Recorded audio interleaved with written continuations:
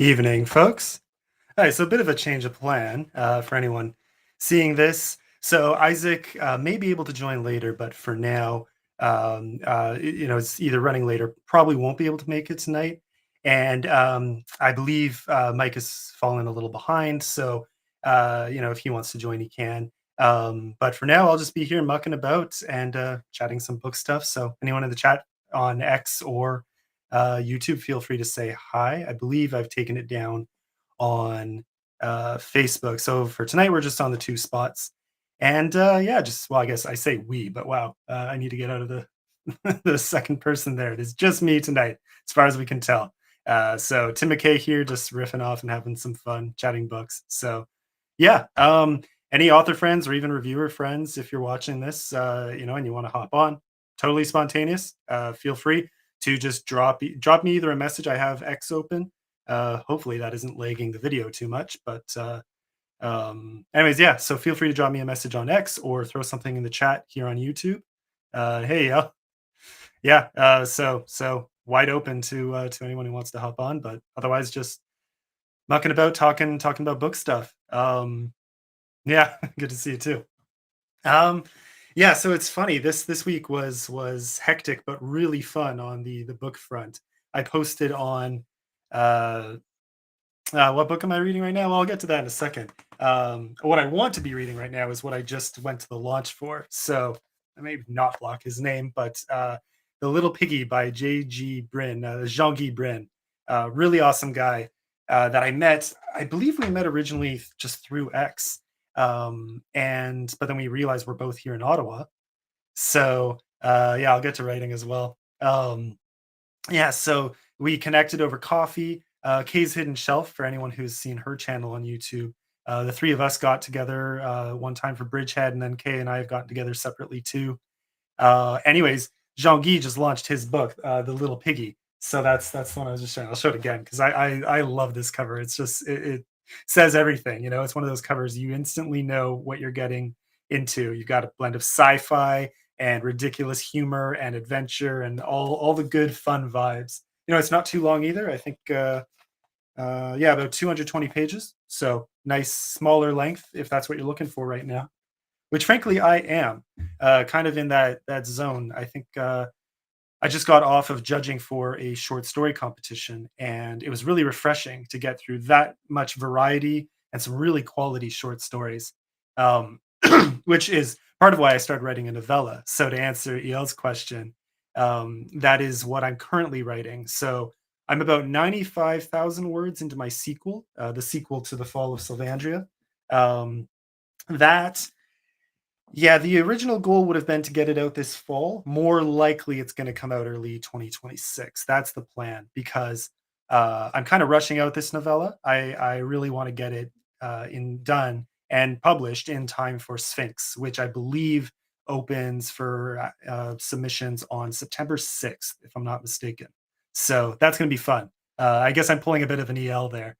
I think EL was actually the inspiration to take a shot at it even on a rather shortened time frame compared to what I would prefer. But at this rate, I'm about 5,000 words in, and I'm really only aiming for about 20,000. I think I can get that done, easily within the next month, which gives me hopefully 3 weeks to edit, and then 1 month really to push the publication. So 2 weeks for a cover reveal, 2 weeks for pre-orders, and then launch it probably September 1st, 2nd, 3rd, something like that, right on time for Sphinx. So that's the plan there. We'll see what happens. Um, yeah, so that's been fun. And it's fun too because, well, I'll put it this way. The goal this novella is going to be a prequel to the next series I'm writing. And yeah, you are. Yeah, and I do too. I much when I get in the zone, I write in sprints, and those sprints I write very fast for consistently every day. I use my prime hours, so I don't write all day. Probably uh, anywhere between 2 and 4 hours in the morning, and so I'll. Anyways, yeah. So I like writing fast and seeing how quickly I can get this out. Um, but for a longer project, you have to take more time both to write it and to edit it, just just to, make sure you catch all the little inconsistencies. It's a little easier to avoid those, I find, on a shorter work, um, from experience from before. So, yeah, we'll see. The goal is for this to be a prequel to my next series, and that is meant to have a lighter and more playful tone than The Fall of Salvandria, which was epic, verging on dark fantasy. I've had some readers tell me, "Ah, I wouldn't quite call it dark." So I think it's dark, but I get what they're saying. It's definitely not grim dark.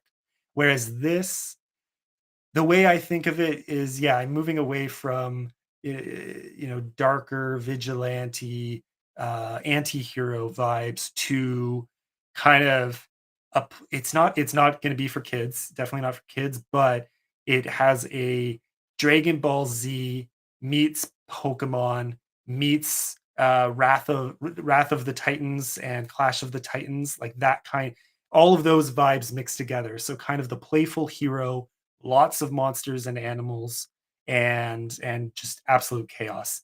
So that's the series as a whole, and this book is meant to introduce it.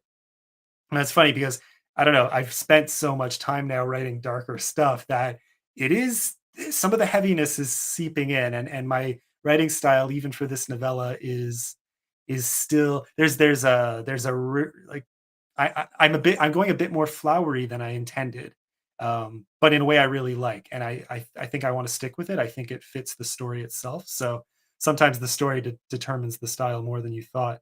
I wrote the first chapter of what's going to be the next book, and that one's far more playful. So maybe in my mind, this prequel has to be a bit darker, to set the stage for what comes next, because the playfulness is almost like a rebellion against the darkness of the world they're in. If that makes sense. Anyway, so that should be fun. Um, that's what I'm working on right now. Uh, and it's nice. It's nice to be back to writing, seeing as I just finished my audiobook, which took a lot of, I mean, not, it didn't take that long. It took longer than it should have just because of my whole mishap with ACX and potential narrators, and that ultimately falling through.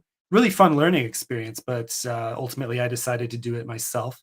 Um, Definitely want to keep learning. So another reason I'm excited for this novella is it means I can do another audiobook again very soon. So I'll do that in the fall. Another thing that's going to prolong my Fall of Sylvandria sequel, because I really want to do another audiobook. Yeah, right away. That'd be great.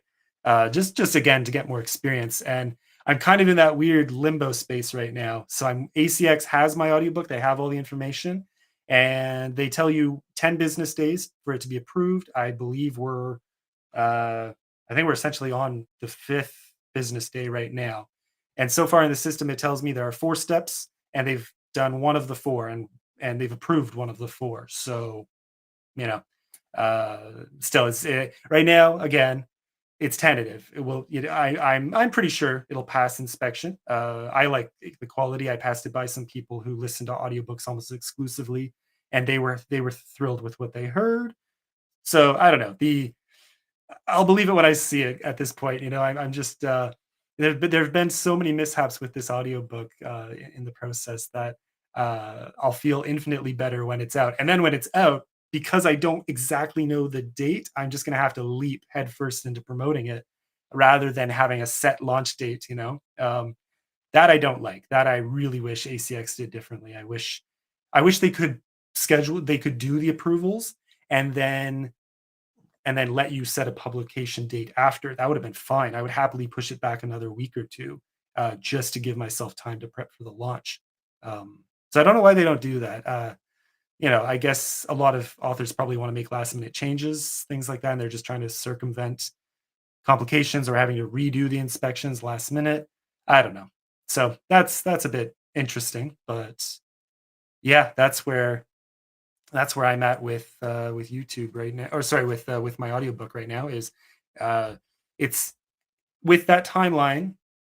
It should come out next Thursday or Friday, if 10 business days is accurate, and if they publish immediately after, which is what they say, or that's what seems to be the case. Yeah. So whenever you see authors, I do see this a lot. I didn't quite understand. Now I do. Because I used to see authors saying, "Oh, hey, my audiobook's out today," and there was nothing building up to it whatsoever. It was just, a few months ago, they mentioned they were doing an audiobook, and then a few months later, it drops. You know, none of the hype building that you see for a cover reveal or even a title reveal or an actual book launch. And I think the biggest reason is this: is that you don't really have control like you normally would. Um, and again, this is as a self-published author. Normally, you have a lot of control over these things. So yeah, it's an interesting process. But I mean, I'd give it a solid 7 or 8 out of 10. I would do it again. uh, yeah. So, anyways, yeah, and even there too, they're yeah. I'm trying to think of what things I would want to do differently or keep learning. That sound wise, I was happy with, there was, as far as I could tell, noise reduction was pretty on point. You can't hear anything from the background or from outside, which was good. And I am in a quiet area, so that's easy. But then also the soundproofing I did and some of the software I was running, and then a lot of the editing I did, kept the sound to a minimum. But yeah, I aimed to make my audiobook, an author reading. I'm not a trained narrator. I have a good amount of experience with public speaking, but even that's a while back now. So, I say that, but I mean, I was a professor just for 2 semesters this year, and hopefully again this coming year. So, I'm not it's not like my voice is out of practice, but definitely less speaking opportunities now than in the past, except of course this channel, which we've now started. Anyways, all that to say, I'm not a professional narrator, so I would love to invest in some training on that front. Not even to do it for others. I'm just for myself. I want to get better so I can keep doing this myself and up the quality every time. I kind of like learning all these new skills that come on the edge of being an author because this is optional. I could just get someone else to do it. Um, and I could have run another round of auditions and gotten someone else to do it anyway this time, but I'm glad I did it. I just know, you know, I aimed for an author reading as opposed to a full what's the word I'm looking for? Narration in the sense of, voice acting. But now I did try to vary my voice for different characters. I tried to capture accents. I tried to capture male versus female without it being too dramatic. It's still me. It's not going to sound like there was a huge voice change between them. You will know a different speaker is speaking. That was the I wanted enough for there to be a distinction without so much that it sounded forced, which hopefully I captured. But on the flip side, you listen to a lot of really professional narrators, and there is that emphasis that there's a certain grandiosity. They go a lot slower, and I really slowed my own voice down. But as you can tell, I tend to talk a little faster. So uh, what you think is slow when you're the one narrating still ends up being faster than others expect. Yeah, yo, what can you do? I'm curious. Yeah, but I mean, so it's a fun challenge, and I want to keep pushing that. Uh, I don't want to, I don't want to fully sound like. Maybe I'm biased here. Voices didn't work. I see. Had to trust my writing to tell the difference. Yes. Now, see, that's fair, and that is ultimately what I leaned on. So there are times where I noticed, for example, like Savora and Melodar, uh, two key sister characters in the book, and they have very different personalities, but they're twins. That was fun to do because I somehow had to capture through my tone, right? So following the writing, and following the mood of the scene, and following, the dialogue tags that give you the specifics of how they're speaking. But still, the two sisters with ultimately similar voices, but their personalities have to come through differently. So, Savora very abrasive and harsh, and she's a bit of a firebrand. And then you have Melodar, who's more soft spoken and gentle and kind. And so that was interesting to see if I could capture the difference between them. Again, I think it comes out through tone. I think I pulled that off, but there were times where they sounded almost identical, and I almost thought of doing retakes, and then I just let it be and listened to it again and thought, "Oh, no, that sounds fine. It works." Kinda like EL said, the context gives you what you need to know, and I think yeah. Now, for a reader, someone just reading it off the page, they're gonna have different voices in their head, as they're reading because the tone is so distinct between the two characters. But coming from my voice, I hope I didn't take away from that with the narration. But again, for the most part, you really can tell the difference even between the two sisters. So I think I pulled it off. But that's going to be very much up to reviewers. And ultimately, I'm hoping for a little grace on that front. As the author, I am hoping it's treated as an author reading. But I do want to keep stepping up my game until people listening are like, oh, this is comparable to a narrator. So this is my first crack at it, which is ironic considering it's a 17-hour audiobook. So I tend to do my first attempts at something in big doses to really get a sense of it. But when I'm sure the editing for that takes uh, a lot of time. Yeah, I mean, fair. People who can do it can do it. Um, Hopefully, this means I'm one of those, and I'll keep trying until I get there. But I didn't find any of it boring or tedious. I'm one of those weirdos who loved the editing part, and a lot of people complain about it. But I guess it's like writing too. I love editing for writing. Not just I love writing. I also love editing. And uh, yes, okay, see, that's a great point. That is huge. Uh, One of the best things, yeah, it is a meaty run for sure, and the estimate uh, from ACX was 18 hours based on the word count. So you can tell that I probably do go a bit faster than your average narrator just by that metric. So brace yourself, but again, I listened to it, and I really did try to slow down. I think for the most part, I pulled it off. um, there were one or two chapters where I remember while editing in little snippets, I caught parts that seemed a bit too fast. And then I listened to the chapter in context and I thought, no, no, it works. Those were high action moments in the middle of slower text. So there was some variation with speed there that maybe I need to look out for next time. But, anyways, yeah. And back to the point of pronunciation, I love that. I really do. Because that was one fun thing working with a narrator, or even just talking to other people about your book, and someone will ask you a question and they'll mispronounce everything. And you're like, oh, that makes sense because I do that too. You know, I'll be reading a book and you just guess at the fantasy name pronunciations like the rest of us. And my book does have a pronunciation guide, but it's not exhaustive.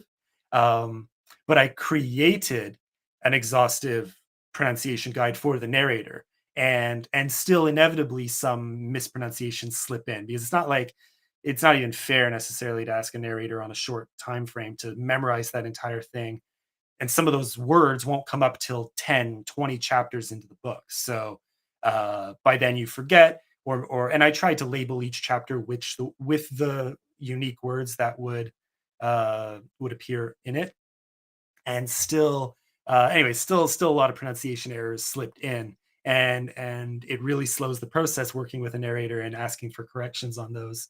Part of the fun. So I did that I didn't mind at all. That was fine. And the narrator I worked with was very accommodating on that front. But yeah, the nice thing of doing it yourself is you don't have to worry about that at all. um yeah, and so see, this is what's funny is if you ever watch an episode of All Caps, whenever Isaac starts the show, he will always introduce my book as Salvandrea, which uh when I originally thought of it, that was the pronunciation I had in mind, full disclaimer. But when it was in beta reading and chatting with friends and getting feedback, everyone I was talking to on any interview I did, or behind the scenes or in person, everyone was pronouncing it Sylvandria. And it was one of those moments where you have to look at your own work and look through the lens of how other people are perceiving it. Um, Narrate one page right now. I could do that. Yeah. Yeah, but long story short, I ended up changing the pronunciation for the title. So now the official title is The Fall of Selvandria, which to me makes sense. You got the Selv, and Andrea feels like a more natural pronunciation of that part of the word than Andrea. I can see both ways, and I kind of liked the vibe originally, but Sylvandra, yeah, no. I is it Sylvandra? No, it was meant to be Sylvandrea, and then Sylviandria. Yeah. Uh, Anyway, so it went through some reiterations. I think that's the only word that I really caved on the pronunciation, though. maybe ironic considering it's the title. Um, yeah, I mean, I am a sucker for the original, but for ease, see, I love that spelling. I hate the spelling if I added a Y in or something like that to make it obvious, like, Selvandr, uh, Aya or Eya. I could have done, like, add a Y in there, but that just looks like, visually, I don't like the look of that. So that's why I stuck with Sylvan, like the spelling that there is now. But the problem is, everyone naturally thinks it's Selvandria, unless I kind of slip in. Oh, it was actually. Anyways, one of those. This is going to be one of those weird author trivia points, years down the road. Hopefully, that people are like, oh, that's cool, But yeah, for now, I even went back and subtly republished on Amazon with the pronunciation guide changed to reflect Dree, not Dre. So yeah. Anyways, um, yeah. So let's have some fun now. I almost want to say that. I'll give a little bit now. I will. Uh, I'll give. Uh, what do I want to do? I could give one of my character heavy chapters to, but no, I don't want to. I want to go through the work of getting back into all those characters again. Um, but I'll try and do a proper reading closer to the launch because I think the plan is we're going to do a separate stream for everybody. Uh, closer to the audiobook launch. So probably the day of, maybe if we can, it might just be another spontaneous one like tonight. Um, what else? Yeah, or I'm also going on with a few different people in the coming weeks, hopefully. So uh, maybe I'll do a reading at those as well. Let's see. I practice by reading other writers so that I pay attention to the words. The stuff I write, I know. Fair, yeah. Do you, EL? I'm curious, or anyone else, watching in the chat? Yeah, because it seems we have a few in the chat and a few. I'm only seeing else. I wonder if I have a setting switch, but no. Okay, I think so far. You correct me if I'm wrong, but EL, you're the only one I'm seeing in the chat right now, right? Like, yeah, this is both YouTube um and X live. So yeah, quite a few more. Well, again, X always lies with their view counts, so I can't confirm that we definitely do not have 52 active viewers right now, but 52 people have checked in at some point while I've been talking, so that's kind of fun. Um, Little metrics they give us. But anyways, yeah. So if anyone else uh, wants to chime in, feel free. Um, yeah, what was I going to say off that? Yeah, I was going to ask EL or anyone in the chat. Do you how actively? We might have even talked about this while you were on, but I'm just curious how actively you listen to other audiobooks to get a vibe for different narration styles, and then, um, you know, yeah, yeah. Do you try to incorporate those when you do your narration? I guess for other authors, it would be a question of, you know, how much you search around to find the right vibe for your narrator when the time comes. But yeah, anyways, just a random thought out there. Oh, let's see. Got my ebook open here. Let's open this.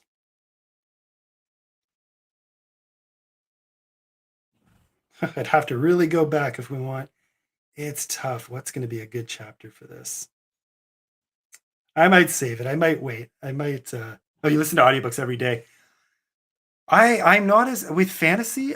For whatever reason, I'm not as into it. Nonfiction, I don't mind. So I have some nonfiction books that I have on audiobook. That's more often than not these days. If I have an Audible credit, that's what it goes towards. Right now, it's just where I'm at. Trying to take in more nonfiction on a few different fronts. Sometimes it's history, sometimes it's business and marketing, sometimes it's writing. Just a mix of those different interests I have. All don't chicken out. I will do it. I will do it. It's just a matter of when, whether tonight or another time. Okay, you know what? I'm going to do the sample chapter. Uh, I won't do a full chapter. I'll just do the first page or so. Let me just scroll down to it. Yeah, because this was the chapter. So this was the chapter that's going to be like the sample on Amazon, and I think iTunes just defaults to the first section. But uh, for Amazon, they don't want you to include any chapter with heavy violence. Um, well, they said violence just generally, so I was a bit nervous because my book never really it crosses some lines with violence, but it's never grotesque. But there's enough in the um, first whole paragraph until you flub. Oh. Okay, so go off the physical copy. Yeah. Anyways, I guess it's easier to scroll through that. Why not? Let's go through physical copy. Actually, that could be dangerous because this is a proof. This is old. This probably doesn't have adjustments that I made after the fact. So um, yeah, let's flip open to. There we go. Um, yeah, I'll have some fun with this. Why not? But yeah, this definitely. There were only a few post publishing corrections that I made. I can probably even find the page because I remember where they were after the fact. I think two small typos that slipped through that none of my editors or readers caught. So I don't feel that bad, but because they were subtle, but just enough to really bug me when I caught them. And also, I am sure one of them I had caught previously. Testing my voice right now. Yeah. Well, I mean, trust me, I only lost my voice while recording once. There was one day where I absolutely blew out my voice and had to stop. And luckily it was back by the next day. But you can probably even tell whereabouts that was from the recordings. Because I kept the chapters before the break, but you can probably sense the decline, not in quality, but definitely in tone of voice. Because then you can tell when the next day starts and my voice is back to fully primed. So I think I stopped doing as many chapters after that. I averaged three chapters a day while I was doing the narration and then editing. Ooh, editing's well, the nice thing about editing is you can do it anytime. You're not restricted to quiet hours when there isn't going to be noise pollution. Yeah, I was drinking lots of water and lots of anything just to keep myself, going. But the problem with that is you have to be so careful because if you do that maybe I would never do it mid sentence, but even between paragraphs, just taking a simple gulp of water can radically change your voice. So the next paragraph sounds hilariously different. So sometimes I pushed through just being careful just to keep it from sounding too different. And then that gets tricky during editing because there are times where you have to maybe do a retake or snip out a small chunk and replace it with a smaller retake. And those annoy me when I'm listening to audiobooks. So I was very nervous about doing them myself. A few I slipped in, you really can't tell. One or two, maybe just because I'm so close to it, I can definitely tell, but it's only one sentence in one chapter, and it's between dialogue on either side. So it's really not that it doesn't stand out too much. But yeah, those little snippets where you have to do a retake with a different voice, just because it's been a week and you've not been using your voice like huge amounts every day and you've been drinking more water. I don't know. All right. So yeah, something I worry about. Oh yeah. Well, on that note, I'm going to take a sip of tea and then I'll give us a page out of chapter 14, the Casa duel. Ah, oh yeah. So yeah, let's have a little fun. All right. Chapter 14, the Casa duel. It was only a 2-day journey north from the springs to the Deldron River. A few hours after leaving Varese, Savora caught sight of trees untouched by the dragons and even some deer grazing in a nearby field. Two does caught sight of the company and retreated into the woods, their fawns scurrying after with awkward bounds. Ready? Savora asked her sister. She was itching to practice her swordplay after the showdown at Varese. Plus, she liked catching Mela off guard. Savora had the better endurance between them, and the day's journey would give her the advantage. Maybe later, said Mela, making the slightest nod at her arm so Savora would know her scar was troubling her. Savora felt a flash of guilt, since she'd guessed Mela's arm would be hurting and was maybe even counting on it. She cast the guilt from her mind as quick as it came. Well, I'm not about to let my arms get stiff. Mela flinched, but Savora was sure she knew how she'd meant it. I hate training alone. Want me to step in? Asked Valderis. Marin, Bade, and Datha stopped setting up their tents. Marin's eyes grew wide, and the other two Savalans had open jaws and blank expressions. Seth, sitting on his pack next to his already pitched tent, smiled. Here, you can use mine, said Seth. He stood and unclipped his carrossa, as though he'd known what was coming. Maybe the two had planned this. For someone so slow, Seth could be devious when he wanted. But he had another thing coming if his grand scheme to punish her fell on a duel with an untrained Saruman. I'm not much of a teacher, said Savora. She unclipped her scabbard and pulled the long blade free. A little bit more. I'll bet, said Datha with a snicker, just loud enough to regret it when Savora whoops, just loud enough to regret it when Savora sent him her most withering look. I'll do my best to keep up, said Valderis. As he pulled Seth's carrossa. Wow, not good, guys. Not good. Okay. As he pulled Seth's carrossa from its worn scabbard, the blade seemed to ring. Savora could have sworn she saw a faint blue light glimmer along its edge. She'd have shrugged it off, if not for Seth's wide eyes, which quickly turned serious. Valderis handed the scabbard to Seth, then twisted the sword in a narrow flourish, gripping hard on the hilt and shifting down into a stance Savora recognized. Valderis wasn't showing off. She was about to be challenged. She drew herself up. Ready? He nodded. Savora shot forward, left arm straightened and her sword piercing the air where Valderis's bulk had been. He'd stepped left, pivoting and catching her blade with a stiff but powerful undercut. The force pulled her arm up and around, so she stumbled 2 steps over. She'd left her side open and knew what was coming. The Saruman closed in with a sweeping diagonal slash that her hasty defense barely caught. He pressed his carrossa on hers, and it took all her strength to keep her own blade from digging into her shoulder. Their eyes locked. For the first time since the dragon swarms flew east, she was afraid. There you go. So there's your little teaser of things to come in the Fall of Sylvandria. Yeah, well, okay, so this comment came a little bit earlier, I guess, than my stumble, but yeah. I actually, by the time I was done, I mean, yeah, I get it because a lot of stumbles, but um, part of the context is I had already recorded 60 out of 86 chapters before I signed on with a narrator, and then after working with him for a bit and that falling through, I went back, scrapped all those, and redid it. So when I redid it, I already had practice and I'd already listened to them to each of those chapters multiple times. So I don't think I had many instances of stumbling over words, occasionally, very occasionally. But there were, excuse me, for sure I made it through entire chapters without stumbling. Uh wash hands, wash hands, wash hands. What's the context here? Trying to think. Okay. Wow, that was distracting. Where was I? Where was I? Darn it, that totally threw me off. Context. Reading the chapters.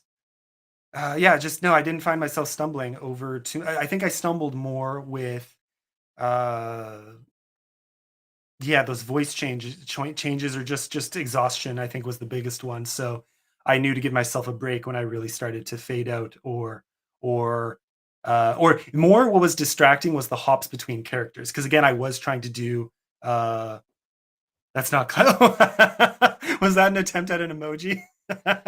That's funny. Okay, that's great. Emoticon I was like, did I do something with my hands? That was awesome. Yeah, so I feel like I got into a much I think what I just did now, I'd have to listen to the replay to tell you, but I think what I just did now was close enough to what I pulled off throughout for narrating the audiobook. So if you liked what you heard just now, chances are you'll like the final version. Um what else can I say about it? Yeah, like the biggest stumbles were between character voices because I was trying to give some difference between the voices. And so sometimes a character would sneak up on me and I had been in the zone. Let's say there's a lot of narrative text, and suddenly a dialogue comes up because you just scrolled. I did it on my phone just to make it easier to scroll without creating sound, like obviously flipping pages. Um, but the downside is sometimes that means something comes up at you that you weren't quite expecting just yet. And you have to very quickly change your voice and you flop. But what's nice about that is you can just pause, delete, and because the voice was already supposed to be different, no one's going to notice that you did a retake there, right? Because it's a natural transition from one voice to another. So uh most of my breaks when I was recording were between places where my voice would naturally change. Um, yeah, so that was one little trick I used to make sure that there were no moments where you can really tell that I had to stop and restart, you know? Uh, yeah, well, thanks, EL, I appreciate that. Yeah, consumable again, eventually, I want there to be a definitive professional vibe to it, you know, I want it to be on par.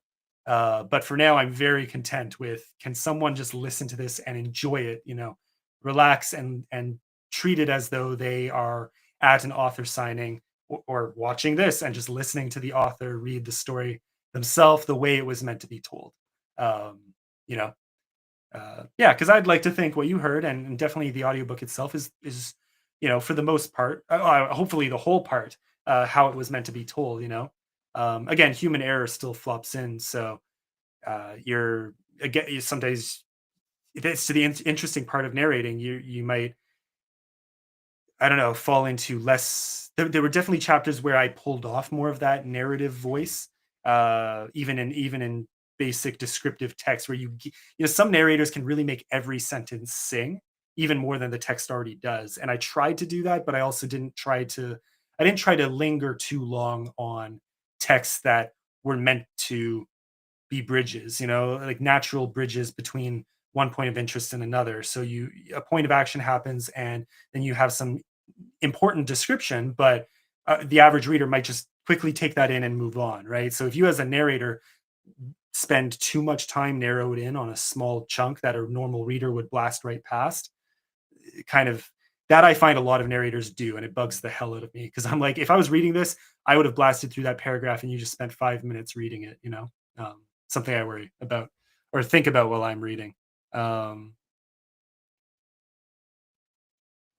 you can edit from one word to the next inside a sentence. Yeah, no freaking way. I cannot. Again, a few little parts I had to near the end, or else I would have had to redo bigger chunks or maybe even entire chapters. But um, yeah, no, during takes, it was very rare. Mid sentence, yeah, that was fine. Like if there's a definitive pause, like a comma, you know, that was easy to pause there and start. But even then, the tricky part is when you restart, if you rush, it sounds like the two words are smushed together. If you pause too long, it sounds longer than the comma, you know, should represent. And if you're reading the whole sentence together, it comes more natural. If you splice on the second half, you have to edit that pause a little bit, either make it a little longer or a little shorter every time, for me anyway. Um, yeah, and professional narrators have a rhythm that's kind of sing song. Um, yeah, you can pick up narrators because it's a personal thing. And that's so, you know, if I shopped around, I'm sure I would find a narrator whose voice I really, really liked and thought was the perfect fit. Um, you know, and even then, it's never going to be totally perfect. You're going to have to work back and forth. You're going to have to give feedback, just like a book. I mean, it's a big project, so naturally, there's human error is going to slip in. Um, but that would be a fun task. It'd be fun to go through that process again. Um, but I also love learning these new skills. I love learning all the different skills. I was talking to a friend, to a friend about this just the other day, and we were talking about different skills that not everyone wants to learn as an author, but that can be fun to learn. The big one I haven't dabbled with is cover design. Um, you know, because frankly, I can't draw to save my life, so that would be a very steep learning curve. And then on the design front, there's a lot to learn there too. But I see people well, EL Lyons, she has a Discord group devoted to the topic, and she's exploring that herself right now. And I love that. It's really cool to see authors doing that. Again, even if you never use them yourself, it's just you learn the skill, and then you can better judge the quality of something that someone else does for you when you get, you know, a professional to do your cover. So same thing with audiobook. At the very least, I'm going to come out of this experience and the next few that I do better equipped to judge quality audiobooks, right? And not just from doing it myself, but from listening to others to as I'm trying to train, and hopefully finding some resources. I'd like to find more videos and coaching and maybe even like a training program I could do that would help solidify that. That maybe down the road, I'd like to see what kind of, you know, earnings I get in along the way. But yeah, get a pro if you don't have the skills. Covers are a huge selling point. Yes, for covers, yes. Yeah, yeah. Yeah. So I'm with you there. Yeah, anyways, yeah, it makes me think of a do my own typesetting, but I should probably hire that out too. Yeah, yeah. And I put this, I've gotten mixed reviews on my typesetting, and I did it myself, and it was something I took courses on in like publishing oriented typesetting courses and design courses in the writing program I did after university. So I did university for a bunch, and then I did that. Um, and or that's the story I'm telling. Yeah, I'm poor. I mean, that is the thing. Money factors into all of this. It really does. And but again, it's fun to learn these skills too. So it doesn't have to be the reason. Like with typesetting, I love that. I actually it's a pain in the ass originally, and I do it all through Word. I have InDesign, but I opted not to use it. I prefer Word actually. After having done it on both, I much prefer Word. Partly just because I write in Word too, so I can copy chapters into the master document and format it very consistently and very easily. Once you have the original template really prepared properly, it becomes very easy. New tattoo on Merriman? No, I don't think so. Uh, Might just be one that hasn't appeared on camera before. Don't know which one you're referring to, but yeah. Um, yeah, with typesetting, anyway, what was I gonna say? Yeah, covers and typesetting. Yeah, with typesetting, I was gonna say that with the Fall of Sylvandria, I got mixed reviews for sure on typesetting. I got some people who said they really liked it, and a lot of casual readers, not just like book community people, but I had casual readers say, "Oh my gosh, I love this font. This is so cool. This is great to see in a book." And I thought, perfect. Okay, that's what I was going for. But then I definitely had only 2 or 3. I've had a few people reach out and say, "I got to admit, not the biggest fan of the font." I'm like, "Yeah, fair enough. That's fine. That's fair, and that's good for me to know." Because I am going with a different font style for the new book, the new series. So I'll get feedback there. I'll be able to compare. Do I get anyone commenting on it? Do I get positive comments? Do I get negative comments? Using that kind of feedback to make decisions for future books. That's always the goal, right? Learn as you go. Um, yeah, with my I did get some funny anyway, I don't wanna single anyone out, but yeah, I I I had to tone down my own initial shock at one comment I got, that I know was meant in good faith, I really do. So if you're listening to this, you know who you are, and we're good, I promise we're good, but this person offered to change my font for me. They have experience with this sort of with design in general, and they said, "Oh, formatting's tough," so it's really you chose a pretty jarring font. I'd be happy to change it for you. And I thought, I don't think this person is offering me their services. I think they're offering to do it for free, but it still felt like, can't you just recommend a font and I'll change it? Like I know how to change a font, not totally incompetent. So I had to step back and try not to be as insulted as I initially was. I again, the thing with being an author is you get a lot of different feedback from a lot of different people in a lot of different domains, and usually they mean well. And you kind of have to step back sometimes and realize, okay, no, no, no, that person meant well. uh or maybe they didn't know what they were talking about, and I've had that other times too. Anyways, yeah, so I've definitely developed a thicker skin over the years, but this was one point where I thought it was funny. I definitely had mixed feelings about the way the feedback was delivered. That was more the issue. But it was fine that they said they didn't like the font. That's totally fine, because I knew I was experimenting. Isn't there a common font per genre? There are some conventions, but I I will fight on that. I've seen really top-notch authors use different fonts than what you would consider standard. It doesn't. They don't. You don't have to deviate far. Like for example, in fantasy, you're probably going with a serif font, and it's probably going to have a more archaic feel. But it can be something as simple as Times New Roman. Frankly, I don't like Times. I see Garamond. I always forget. I think Garamond is how you say it. Some people use Cambria. Yeah, everyone has an opinion. They're all valid, but most of them stink. Yeah, that's exactly it. So you take everything with a grain of salt. Um, that's my approach. And if a large number of people are saying the same thing, If you want to be really stubborn, you're still allowed to challenge that, but it's probably a signal that you're getting something wrong. It might not even be the thing they're all saying is wrong. They might just be feeling that something is wrong at that point or in that area. And you have to read between the lines to get to what's really bugging people. So it might not be the font, it might actually be the spacing, or it might be the size, right?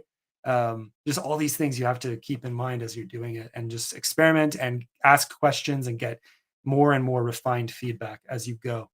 So that's been the biggest challenge for me is every new book is a reiteration based on feedback you got for the last one, which I like. That's half the fun for me is that sense of consistently improving. Hopefully, but that seems to be the way it's gone. Uh, yes, that is sadly that is very accurate, and not passing judgment. That's just part of life, but yeah, because not everyone can.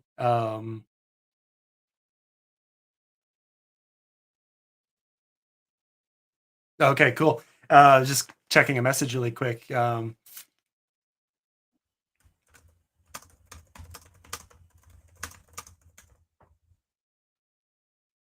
Yeah, okay. I just got a message. Yeah.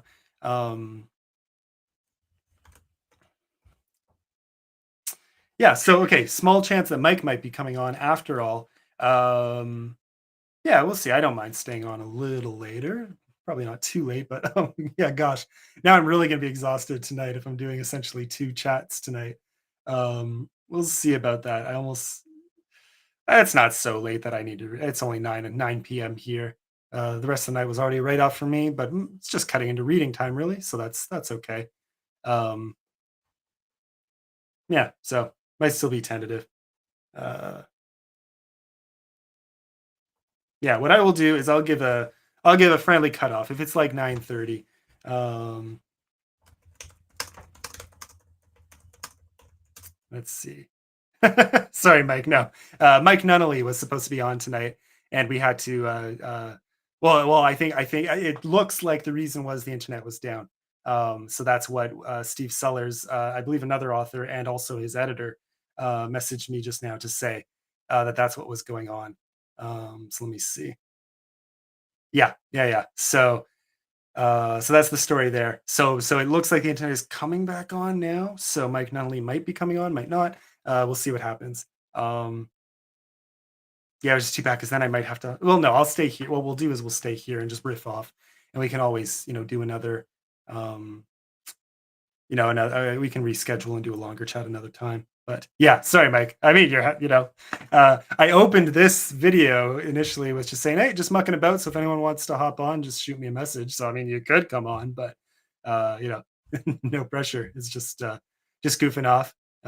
Did a quick reading from my book to give a taste of what's coming with the audiobook, and just chatting otherwise. Um, yeah, okay. Let me finish sending a quick message. Um,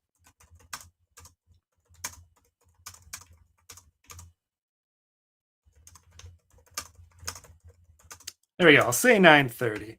Uh, that feels reasonable. That way, I'm not here till 10:30 or 11 tonight because that's that. I mean, I say that, but we've done 3-hour chats before, so I'm definitely open. But yeah. Anyways, cool. Chat back's on. Chat is back on. There we go. Yeah. So that's life. That's the thing. Yeah, I think well, Mike, you know all about that. I think exactly this happened to me. Not Was it the first time? No, I went on Creature Creation once, and then my first time on Bald and Balding after that. So it was the first time it was just me with you guys, and my internet. No, it wasn't my internet went down, but my computer just crashed and restarted.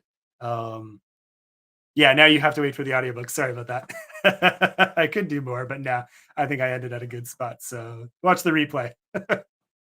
Yeah, because this will be on replay on YouTube and X. So yeah, um, yeah. Where was I going with that? Yeah. Anyways, technical difficulties when I hopped on Bald and Balding the first time, and I had to do a restart.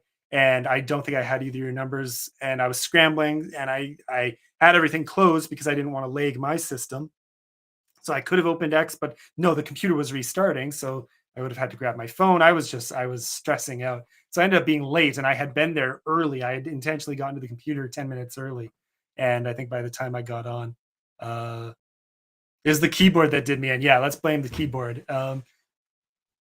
For the most part, technical difficulties have fallen to a minimum since I smashed that keyboard. That was still a great moment. That was fun. I look forward to my next something breaking, my next either, device, falling into disrepair or, something that I can afford to smash. Nothing more satisfying than taking a Lord of the Rings sword to an inanimate object. That's, great stress relief. So, yeah.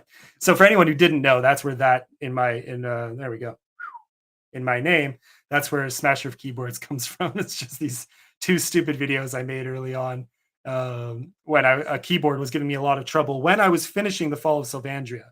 So, it was honestly the last maybe 10 to 20 chapters were just pure hell because that keyboard was doing so many evil things. It was possessed. So, the day I finally gave up, bought a new one, and smashed that sucker to hell over my knee, oh, that felt good.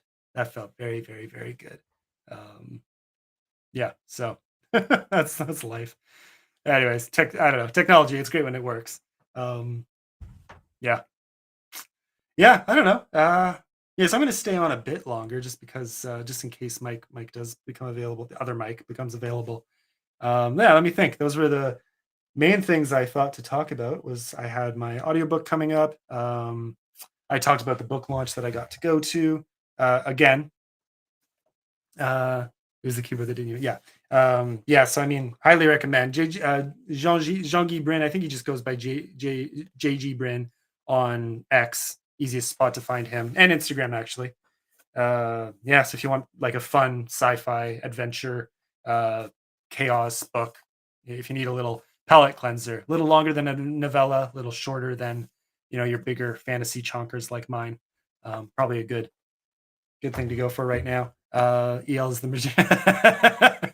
Yeah, that's a bad sign, folks. Oh man, good times. Yeah, what else is new? Well, EL asked earlier what I was reading lately. I have been so I am making huge progress. I believe I'm at about page 370 now into The God's Blood Tragedy by Bill Adams. So really good. And I found, very dense world building early on, but I'm a sucker for that, so that was fine. Um, yeah, anyways, yeah, so I got nice and far into that, but it's taken me a long time to get there. I'm finally getting back to my normal reading speed. I don't know what it was about the last 2 to 3 months. I really slowed down. Same thing when I was reading Forsaken Planet by Brian Wilson. Uh, it took me ages to read the first 200 pages, and then I blasted through the next 400. So it's kind of like that with this book. Maybe it's just I take time to get grounded in the world, and once I am grounded, I just explode into action and can't put the book down. So Bill Adams, very much like that. I got to a certain point, and immediately I was sucked in. Up to that point, it was very good, but it was just the dense world building takes some time, and it's because it's such a rich world. It's a very, very richly built fantasy setting, with kind of a cyberpunk's not the right word, steampunk, I guess. It has a steampunk vibe to it too, like a bit more sci-fi thrown in there, but still all driven by fantasy power, if that makes sense. Um, yeah, let me see this coming. Anyway, so yeah, so that's the book I'm reading right now, and I have a few others on the go. The Price of Power by Michael I'm sorry, another Michael, and I'm always gonna screw up his name because is it Mitchell? I believe it's Michael Mitchell or Michael Michelle. It's definitely not Michelle, so I shouldn't say that. Anyways, most people I think in this space know who I'm talking about because he just launched his sequel yesterday. I believe it was yesterday that came out. Let me look. Yeah. Yes. So the Price of Power, which is what I'm reading. That's my current ebook read, along with Amber Toro's book. Oh, come on, Umbra. She has another one coming out with a similar title, so I don't want to confuse them. Um, Come on, Amber Toro. Umbra's her first book, right? And then Parallax. Parallax is the new one that I believe is out now, or at least the cover reveal was already already happened, and that was awesome. Anyways, but yeah, my current ebook reads Price of Power and Amber Toro's Umbra. And then paperbacks. I'm blasting through that through God's Blood Tragedy, and then I finally am going to dive into Co Lancell's. Uh, come on, what is the name? Um, there we go. Let's see. Far Removed. I had it in my bag because I brought it to Starbucks with me the other day. So yes, Umbra and Parallax. Yeah. So Far Removed by Co Lancel. That's my next paperback read. The moment I finish God's Blood Tragedy. So uh at this rate, that should be in 3, 4 nights. Uh, maybe not tonight if I end up doing another chat after this one. Uh, yeah, which is totally fine, totally fine. I just now my voice really well. No, see, this is the point. Is now my voice can handle this. Ish. I just have to be careful. But yeah, so reading is good for now. I still have right next to me. I have a like you're seeing the tip of the iceberg here. I have a massive pile of paperbacks I've started collecting just from other authors, plus some nonfiction I'm reading, plus some bigger chonkers, traditionally published chonkers I want to get to eventually too. But yeah, again, my reading pace used to be so much faster, and I had that in mind when I bought all these, and now I'm thinking, oh gosh, it takes so much longer. I think it's I think it's that right now, I'm so focused on learning and refining the craft that when I'm reading someone else, I can't like it's gotten harder for me to slip back into the space of just reading to enjoy. It's not that I'm tearing apart the people I'm reading, not at all. It's just I read slower because I'm really paying attention. I'm really diving in. Whereas before, it's very casual reading. I wouldn't skim, but it was a faster process. So something about being an author has really slowed me down. I envy the authors I talk to who can read even faster than before now that they're authors. Yeah, the exception would maybe be when I was judging for the short story contest with Writing Battle. I judged twice with them now, and the last one I did was a lot more work because you're judging. I think I judged something like 150 plus me almost 300, maybe 300 short stories. So 1,000 words each. So that adds up very quickly. Uh, and that's a lot of reading, and you're giving feedback as you go, which again forces you to slow down too. So it was still slower than my normal reading pace used to be. I blasted through the entire Wheel of Time series, maybe spending 2 weeks per book, 1 week sometimes, 3 weeks at other times, but still a pretty fast pace for 600 to 1,000 page books, right? And now I'm reading God's Blood Tragedy, 600 pages, and it's taken me 2 to 3 months now, like a terrible amount of time. It's just I've been so. It's not just the busyness because for the most part I try to read every night, and sometimes I will spend a full hour on 10 pages. It's just how it happens. Um, yes, like that's the thing is nowadays I read as an editor too. So and I work as an editor, so that doesn't help either. I don't necessarily want to turn that part of my brain off because then sometimes it's hard to get back into it. And that's terrible as an editor. You catch yourself having read an entire paragraph and having to reread it to catch the things you should have caught and didn't because you were just out of it. You slipped back into the reader space, the casual reader space, instead of the professional, whether as a judge or an editor or just an author studying your peers, which is a great way to learn, but it slows the process. So, I mean, and that I'm fine with that. That's part of it. I'm not really beating myself over the head for being slower if it means I continue to grow as an author. So, you know, uh, I just feel bad for the authors because I'm like, oh, I'm gonna read your book, and they're my friends, like Bill Adams is a friend, and like all these people whose books I want to get to.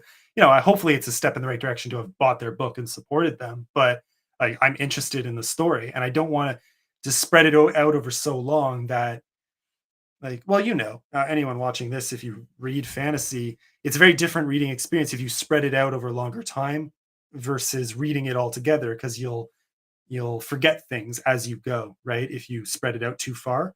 and so certain connections you could have made, you maybe won't, and so you kind of miss some of the depth. On the flip side, you read too fast, you'll definitely miss things, right? So it's a trade-off. There's that sweet middle spot where you catch the most, and that's kind of where I want to be because I want to get as much out of the books that I read that I can. Um, yeah, and I'm also, oh, I say that for the most part, I don't, I have DNF'd and I do. Um, but usually it's more I'll come back to it kind of thing. I have no problem with DNFing. It's just usually not what I do because I think it's like a stubbornness thing, but usually I can, read between the lines. But sometimes I was reading one book for a friend and fantastic guy. But the book was littered with so many errors that the editor in me could not push past it. Um, and I can handle a lot. I really can because I can deal with these things when editing. But when published, it disrupts it stops it from being a really enjoyable experience, and it's hard for me to read past that. I can, but in this case, it was just a rare instance of it being so bad that even though this person is my friend, and even though the story itself had me hooked, I had to stop. It was just physically jarring. And I think that's just a personality thing. I think from what I saw, the book has a lot of potential at the very least.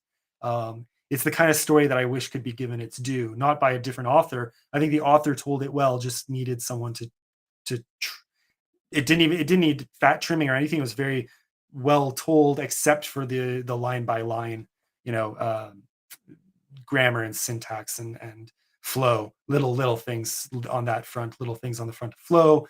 A lot of misspelling, a lot of grammar issues, and grammar issues that stifled the clarity too. So some things got jumbled, and it's just, yeah, tough. It's tough when you see that for a story that really deserves better, and you know that it's not like, in some cases, this is an author who got told, "Hey, you have an amazing story, put it out there," and maybe just didn't know better or didn't have the resources at the time. Again, cost, it's an issue.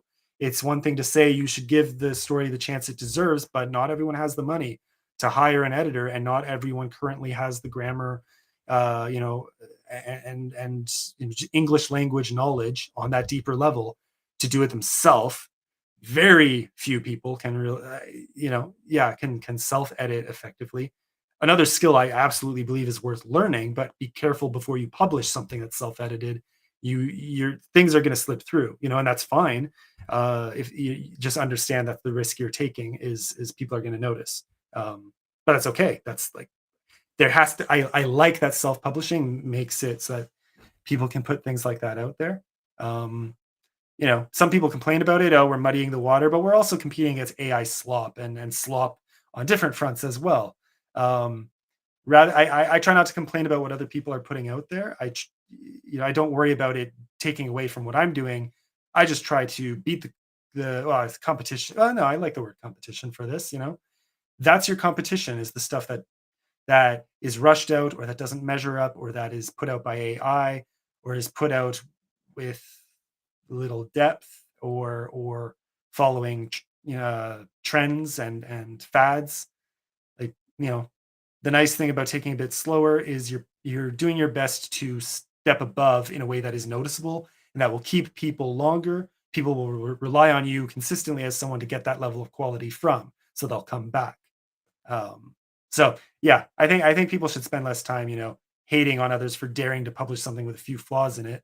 Um, they should be encouraged to find ways to prevent those if they want to keep writing and actually get a following and an audience, and get active readers. But uh, at the same time, you don't know what you don't know. And I think this case, this author friend I'm thinking of, I think it was more a case of you don't know what you don't know. So you put out a bad first book, people let you know what you did wrong, hopefully, and you learn and you grow and you improve and you publish the next one even better and the next one even better. um, Tough when you're doing a series because, and I say this, guilty of it myself, uh, I find it hard to give authors a second chance after a first book is really bad in a series. I might try another book from them, but it's very hard for me to read a sequel to a bad book. So I won't DNF their first book, but I'll probably not read their second. And that's the middle ground I try to find. I will support a fellow author, and especially my friends, But if I don't like their book, no hard feelings because they might not like mine. That's fine. They don't expect me to like theirs. They hope I will. But same thing with mine. I give them mine, and you know we'll see what happens. We're all just doing the best we can, and we all have different tastes and different preferences. So I think it's fair to not read past the second, but then I realize that people are still learning. So a lot of the time, the second and third book in a series is much better. Even some of my favorite authors, traditionally published too, have okay first books and stellar second books and really good third books and amazing fifth books and 10th books, right? So you should be slow to write off an author based on one bad experience, but I'm being a hypocrite when I say that because I have, and I think it just comes down to we don't have time.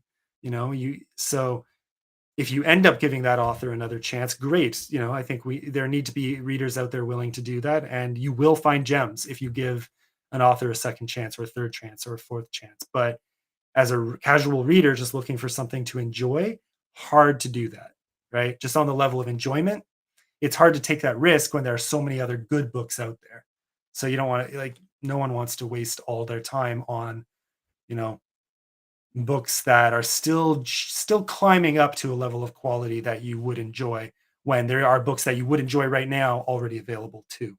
So, yeah, I'm saying that as both a reader and an author, right? Like you have to bear that in mind and be charitable with people who only give you one chance.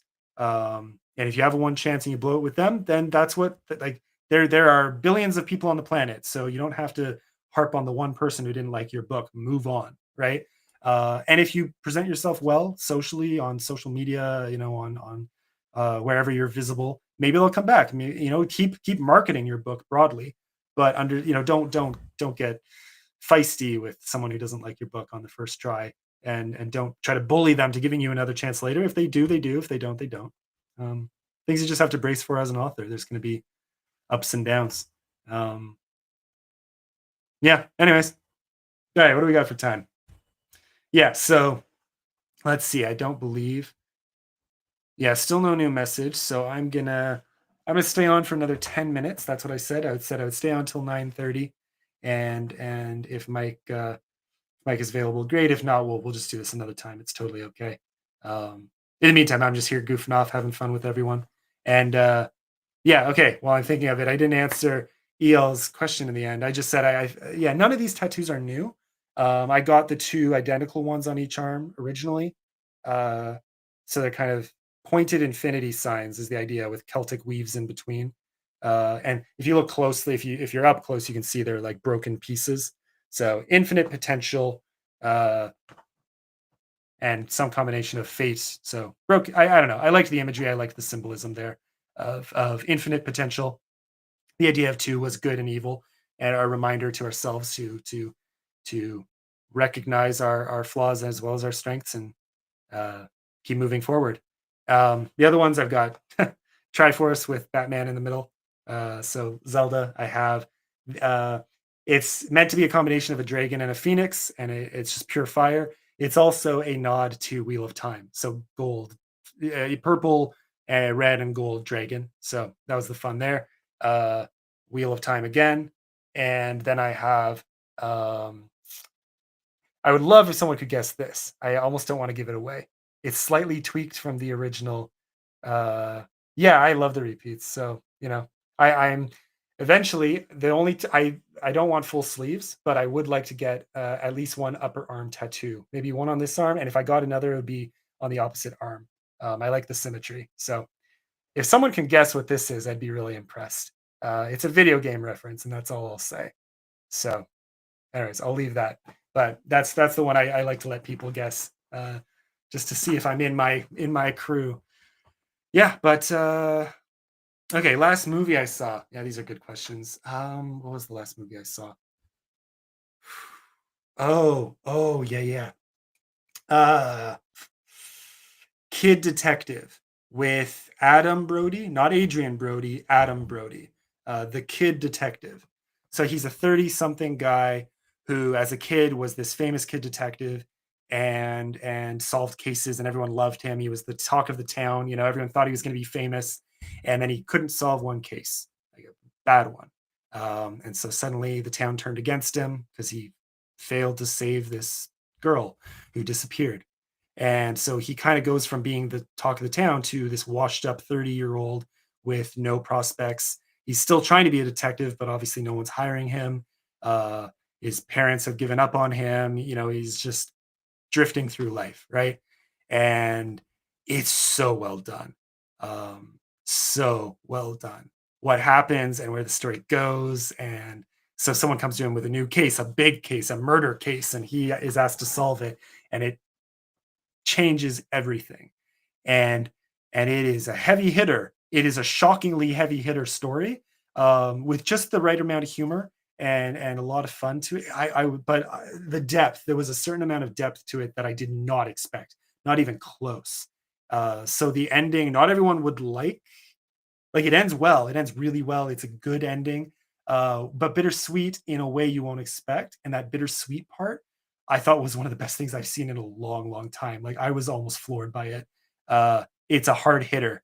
It is I maybe not for everyone, but if you've gone through lows at any time in your life, if you know what that feels like, even to a degree, if you can relate with the story there, holy hell, does it end well? Just it felt real, just in a way I can't describe. I haven't seen that in film in a long time. Very well done. And I like that actor. He always he's a fun character. He's a fun guy. Anyways, yeah. So that was the last movie for me. That was good. I don't think there's been much else. I've been a bit slow on the movie front lately, which yeah. I mean, I watch a lot of movies. It's just right now. I maybe more in the last week or two, just now that I'm finally relaxing a little bit after the audiobook. Um, yeah, what else? So that was the last movie I saw. Favorite movie? Oh, that list is long. I won't even yeah, favorite book. I've talked about that, but you know, where the heck is it? It's always around here, I thought. Um, I mean, it's tied with the second book in the series, but uh well, okay. Yeah, the caveat here. Oh, I do have it. Perfect. So my favorite book would be Taliesin by Stephen R. Lawhead. Um, so that's just bar none. That is easily my favorite. Tied for second and third would be The Count of Monte Cristo and Les Mis, both of which I've read the unabridged, I guess, versions, and love them. Absolutely love them. So yeah, Taliesin, Les Mis, Count of Monte Cristo. Um, Lord of the Rings are there, but as much as I love them, I've never quite considered them my favorite. They're really good, but well, no, I mean they are just really good. It's just they're almost in their own category in my mind, you know. Um, so for an all around reading experience, these are the ones that stand out to me. Taliesin, though, its sequel, so it doesn't feel like an Arthurian legend book, that one, but you realize in the second book that it is because it's about Merlin, as in like Arthur and Merlin. And book three is called Arthur, so that should tell you, but you don't really know what you're getting into with book one, because it's just a combination of mythology and British history. Uh, in a really fun way. So kind of that fantasy history combination, done very well, very maturely, very eloquently. It feels very immersive and very well done. Very immersive into like British and Celtic and tribal and Roman Empire lore and history and legends, tied in a way that feels real and well, I say real. You'll see. You'd see. Just highly recommend. Just give it a chance. If that sounds even remotely up your up your alley. Uh, very good. And then Merlin, though, thing is, Taliesin has some darker parts, but overall it has a hopeful vibe. Merlin has some very low points. Like it hits hard. It's a sucker punch. Um, and then it turns around in a really beautiful way. Really beautiful. Very hard for authors to capture that sort of grief, that sort of grief and loss and trauma, and then show the path to redemption and restoration and healing in a way that is believable. No quick solutions, but final resolutions do come in a way that is just very enjoyable. And then it grows from that into So it's the backstory of Merlin when he's young, and it grows from that into, you know, how he becomes the mentor to the future king. Uh, Anyways, very, very well done. Just a very unique take on Arthurian legend. And on Celtic lore and Druidic lore. The Druids, Mike Molman, I believe Mike has told me he read these, so he knows. Like, yeah, it's very great portrayal of Celtic Druids and old Druidic culture and mythology. So very fun. Uh, were there any other favorites I'm leaving out? Those are the big ones. Wheel of Time is up there. Eye of the World, I really love. Um, that ending. Some people don't like the book, but I first time reading, I was like, okay, I don't quite know what's going on, and then the ending hits, and it really hits, and you realize that's what it all was built. It was all this, and how did I not catch that? That's what this was, without spoiling anything. I mean, if you've seen the show, but the reveals are much better done in the book. And so when I went back and read the book a second time, I thought, oh, this is good. And then I blasted through the series. So, um, yes, yeah, there we go, Mike Moment. Yeah, it is my favorite series. So, I had it gifted to me by two separate people. And it's funny because I can't speak to. I can guess at his religious background. I don't know where he is. Religiously Roman Catholic or evangelical. It has some strong evangelical vibes. So and some Christian overtones, because I mean Christian history in the area overlaps with Roman and Druidic and tribal history in that period that it depicts, which is part of the appeal to me. And I love that. And the Christian elements are depicted very well in a way that secular readers can enjoy. Because again, the people who recommended it to me were all secular, which I think speaks a lot to just the quality. I would not call it a Christian book. I think that's fair. I think it's I would not call it Christian literature. Um, I feel like yeah.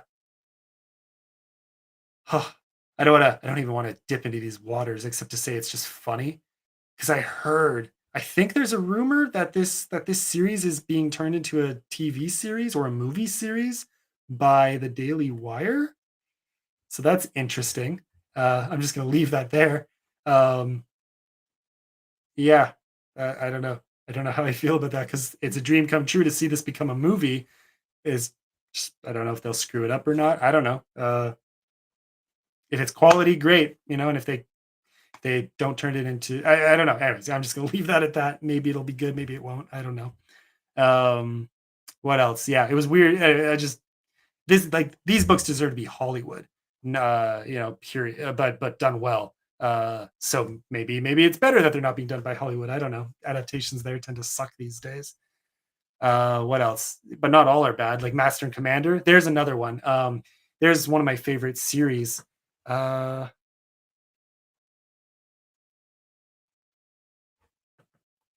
let's see. Okay, I just heard from Mike.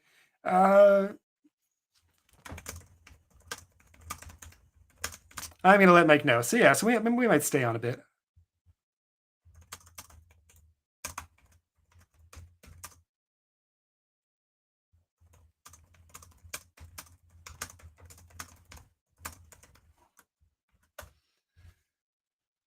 There we go. Same link. Okay, yeah. So we might have Mike joining us after all, and it's nice because I have all the images and things that we were going to use saved in here too. So okay, yeah. There we go. I've been rambling for a little while, so now we get to talk to someone else. Awesome. Let's see. Here we go. Hello. Hey, how you doing? We're jumping straight in live. So I was just rambling with everyone on X and YouTube. Just having some fun for the last while. So I heard you were having internet trouble. Yes, my internet went out. Let's see, about 4.5 hours ago. Oh no! And only just now came back on. Oh, that's brutal. Yeah, Murphy's Law, right? Yeah, sorry about that. I was like, oh man, I'm totally missing it. The very first interview, it's not gonna work. But all good. Yeah, all right. It was one of those nights anyway because Isaac, was busy. Something came up, so might be able to. Well, I think at this point it's safe to say Isaac's not going to be here. Okay. But yeah, so just us anyway. So it was already one of those days where things were coming up, and so it was good. Just the two of us. I figured more relaxed, just have some fun, and we've got some people Quick, here still. I think got quick Mike question. Molman. Yeah, I got some fans and stuff going in the background. How is that for noise wise? it's subtle, but it's not loud. I don't find it distracting. Okay. Okay. Yeah, yeah. If That's it. anything, I All think right. I heard it initially, and now I don't catch it at all. So Oh, maybe the awesome. system, Okay. accommodated for it. But yeah, I think we're good. Yeah. Okay. Yeah, so welcome to all caps, a bit more casual.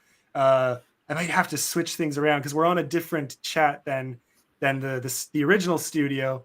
So I'll add our thumbnail for you to this video after the fact, and we'll make sure people know this is where to find you for your interview. And Okay. Okay. I'll add your links below.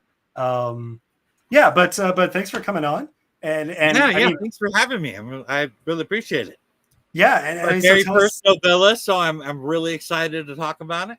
Yeah, well, I was gonna say it just came out. So The Dread is the name, right? And it just came out Yeah. what, last week? On the fourth. On the fourth On the last week. 4th. Yeah. That's awesome. Yeah, let me open up some notes here.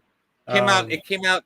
Let's see, on digital, PDF, on Kindle, paperback, and hardcover on the fourth. Very nice. Okay, yeah. Yes. Yeah, so I was seeing that was the one thing about you that stood out right away is it's not just with this one book, um, but it feels like you're attached to this whole empire of publishing with comics, and now you're a novella, and you've got Omen and Revelations publications. So I kind of want to Right. dive into things like that. Okay. But with the Dread, I mean, we need to give that its heavy due because it looks like a fun read. Looks like a very fun read. So can you just tell us a bit about the plot and what readers can expect from it? Let's see a bit about the plot. I am really crappy at doing this without spoilers, so I'm going to True of give us this all. a shot there. Okay, so basically, this it takes place in the 26th century, and it takes place on a space station called the Newer Space Station. Um, it has a semi basic setup for the universe. You know, there was an Earth war, and then a shockwave decimated the surface, and people had to leave the planet, and so now we've kind of spread out across the solar system, and the Newer Space Station finds itself positioned between Earth and Mars. Now, Mm, okay. on this is a very cyberpunk type of setting. We're talking about people got to have implants just to survive. It's very dystopian. I mean, class warfare and domestic terrorism is Mm, just a common thing in this place. And I mean, the it goes from all the way of like, imagine peak life, peak success for what someone would imagine at the very top levels, and then you get down towards the very bottom levels of this thing, and the lower you get, the crazier it gets, the more mm, lawless it gets, the more dangerous it gets. And so it's into this setting that we find the characters in our story. uh, the main character, Detective John Pearson, finds himself having this dream. It's a nightmare that it is so vivid that mm, it seems real. Like he can feel the bead of sweat coming down the side of his head and stinging his eye. He can smell the piss and the vomit on the roof. I mean, this feels like real. This is not just your average dream. And he wakes up mm. and he's like, well, maybe that, I don't know if that was a dream or not. But what happens is it ends up placing this dread deep in his gut that just kind of eats at him. Ah, And that's the as name. this, yep, yep, and that's where we get the name from. Okay. Add to this complication, uh, he is currently suffering from insomnia, Hmm. and I his want to get into partner, that. Not right his now, but after. Yeah. Remind me okay, to get and that better if we don't. his partner wakes him up one morning, and it turns out that he is the prime suspect in a serial murder case. Hmm. It's a bit of hard. It's a hard boiled story in a sci-fi type of setting. but it's got a Lovecraftian twist to it, and a cyberpunk edge. Okay. Yeah, see, I love that description when I first saw it. And so I wanted to ask, first of all, because Lovecraftian horror stood out, because I write more fantasy, but I love good horror. Nice. There we go. Uh, yeah, and Lovecraftian is so interesting because there are different facets. There's the unknown terror element of this huge cataclysmic monster that is almost never seen, and then there's the madness and the self-doubt and and I kind of got the hint that maybe that was the way you went, but I'm curious. So when you say Lovecraftian, what does that mean in your story? I mean, actually, both of the things that you mentioned there, Huh, and a little bit okay. more. I specifically chose a Lovecraftian edge on this, not because I am a huge Lovecraft fan. I'm not actually. Not that I don't like it. I No, I I got you. haven't read the stuff. It is all, and so most of my initial influence to Lovecraft came from playing the Call of Cthulhu 7th edition role playing game. That's where my initial what do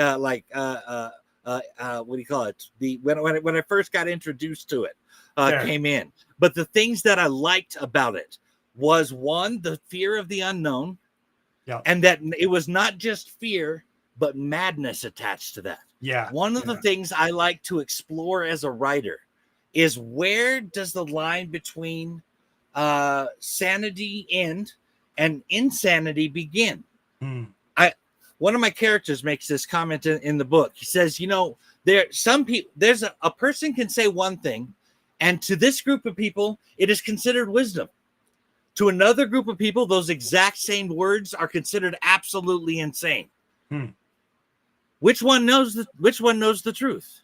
And I love to explore that, and that's one of the elements I liked about it. So that's what I mean by Lovecraftian. But I also mean, in the book Call of Cthulhu from 1920, Lovecraft story, there is an old religion that built up around Cthulhu. And so in this universe, I have decided that this ancient religion still exists. So a knowledge of the great old ones exists as a culture. People use like the phrase, like, by the great old ones, man. Are you serious? Like they make it's part of the culture. Okay, so there's a very direct Lovecraftian influence there. Yes, but you see what I mean? How it's what you said, and then a little bit more. Yeah. Because well, that was the other thing that stood out to me. So I mean, we can. I have a few questions, like quicker ones, or just casual having fun about the sci-fi element, the cyberpunk. But what really stood out to me that I'd love to just dive into a little bit was the insomnia and the madness, because that is a theme. I mean, you said like that Lovecraftian horror side. Insomnia in horror really intrigues me, because I've been noticing it. I'd say more and more, but some examples I thought of are older. Insomnia by directed by Christopher Nolan comes to mind, but then The Babadook, if you've ever seen it, very prominent, very, very famous. Not my favorite horror movie, but I thought it did a good job handling insomnia in particular, and that madness and how the horror actually was. And well, was it real, or was it just madness? Did it come from, like, because sleep deprivation does really messed up things to the human brain, and I think most people who haven't experienced it don't know. So it's fun when horror captures it. I do know about that firsthand, in fact. So I just kind of tapped into that. One of the reasons I wanted insomnia is, again, to feed into that unknown. Like, a lot of this book is about exploring, okay, what exactly is real and what isn't. What is truth and what is the lie? What is you get. I give you some definite answers. Don't get me wrong. I don't leave you hanging throughout the whole thing, but questioning this is kind of the point. Yeah. those are fun stories. I definitely don't mind questioning it throughout, and even if there's still some open ends at the end, as long as there's some resolution, it can be a very fun experience.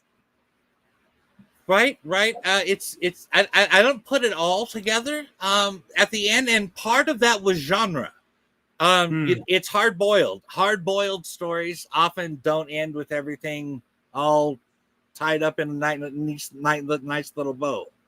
You know what I Fair. mean? And Lovecraft stories often don't end that way as well. And so Yeah. it was that is part of trying to get into the genre. Yeah. I had a friend describe me as a genre writer recently. Huh. Well, which is interesting considering this is you're getting into the genre, but you're also blending genres. So that's Oh tough yeah. because then you have to, if you're trying to if you are a genre writer, you're blending those norms from multiple, and you almost have to please multiple differing audiences. Mm-hmm. That's an interesting challenge. Do you find that hard, or I guess you'll find out now that it's out, right? Um, I I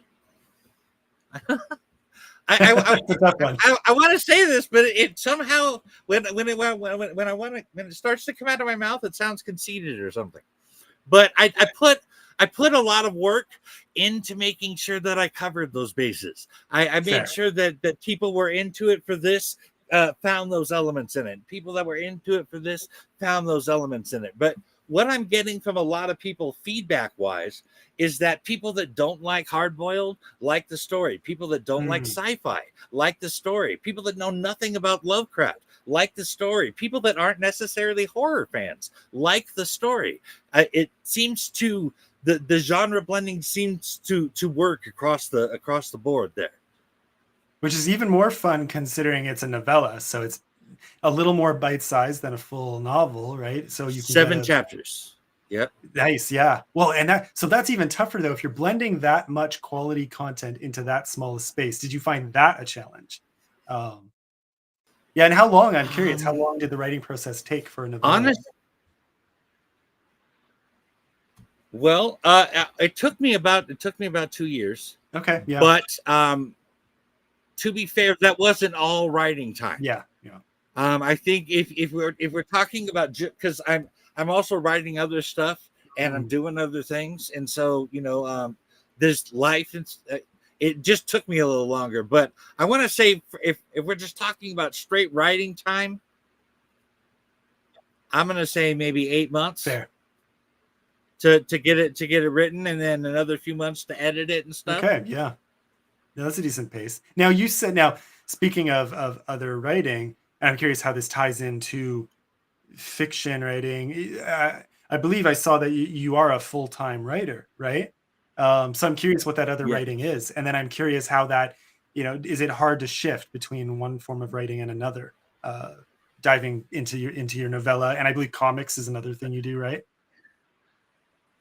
I did do Okay, comics. I don't do them anymore. fair, fair. And we can get into Yeah, that I'd if love you'd to. like. Yeah, we'll get there. Essentially, comics was my first love. Mm, I wrote my very first comic when I was 12 years old. very cool. It was extremely derivative. Okay, As all 12-year-olds, I mean, yeah, not but all, but yeah. but I knew I wanted to write. I knew I wanted to write comics, and I got into it. And quite frankly, if I could afford to keep doing it, I mean, Mm, when you talk about paying an yeah, artist for a 20-page book, you're looking at spending and this is dirt cheap prices, yep, $3,000. yep. Dirt cheap prices, okay? And that's not something I could Yeah. sustain. And unfortunately, I'm a better writer than I am a salesman. Hmm. And so I had issues with Kickstarters and stuff, and Yeah, fair. comics wasn't something I could do anymore. And so the other books I'm talking about is taking the Omen verse, like the stories like with Omen and Gallowsman and Mhm. White Druid of Michael Nero and all that kind of stuff. And I'm transferring those over into novellas and Very stuff. cool. And I'm several chapters into both. And I'm currently also working on specifically another horror called Seder. It's a I was gonna Viking say horror. I You might saw have that seen. that's a Viking horror. So, Yeah. yeah, very cool. Yeah. Yeah. Yeah. See, and there I want to get into it too. Just the entire Omen verse, that you have going on. Because again, it was the first thing Isaac and I noticed when we were looking you up and realizing this. There's a lot going on here. There's this whole network that you're attached to, and your own publications. And now I believe I saw so Omen versus yours, and then you was it Revelations that you co-founded with. Revelation Publication, Yeah, yes. that was with Co-founded with Steve Yeah, Sellers. Steve Yes. Sellers. That was it. And Sorry. well, I was going to ask, he was one of your editors, right? Did I see that correctly for the Dread? Yes, he Ah, was. Yes, he was. so you had two editors, right?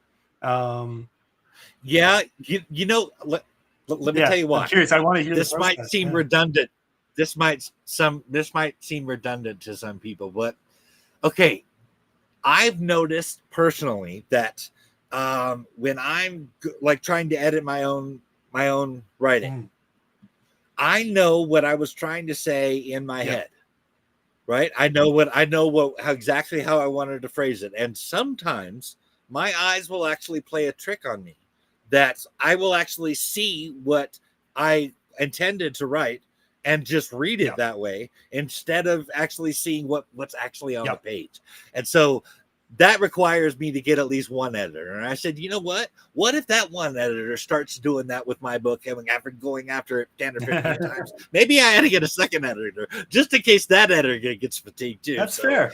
I I mean, well, yeah, I mean, that's even what beta readers are normally for. Is if you can't afford multiple editors, you can still get multiple people to read through it and see if different feedback comes. Because it's not even just fatigue. It's we all also have our own as readers and writers and editors.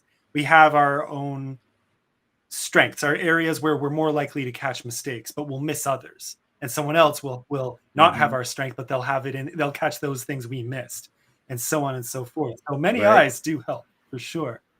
So both I so I both of them performed kind of the I same type of editing. I no. Okay. Um hmm. How do I go about that? I am I am like I'm gonna say I'm about maybe high school level with my Okay.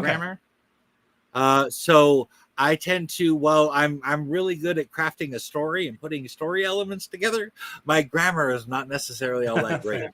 So one of them was going over grammar, and like the assistant editor, he actually he spent the apparently in the first time he went over in the first drafts, I apparently used the word that Mm, excessively.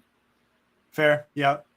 I, I I had no idea I was doing that. So I mean, it was they did it both with the grammatical stuff and also as a reader kind of Yeah. stuff, and I wanted all of that. So kind of a blend of copy editing and stylistic editing that uh and I like that because I'm the same. When I first started exploring that side of editing and realizing, oh, little things like the excessive ofs and of thes and the that's and little things that you can Mm-hmm. trim without losing meaning, that gives a lot more flow and it just is less to read, and it makes sentences flow a little easier off the page, and you just wouldn't think of it from just a casual learning experience, growing up through normal high school systems or even Right. university.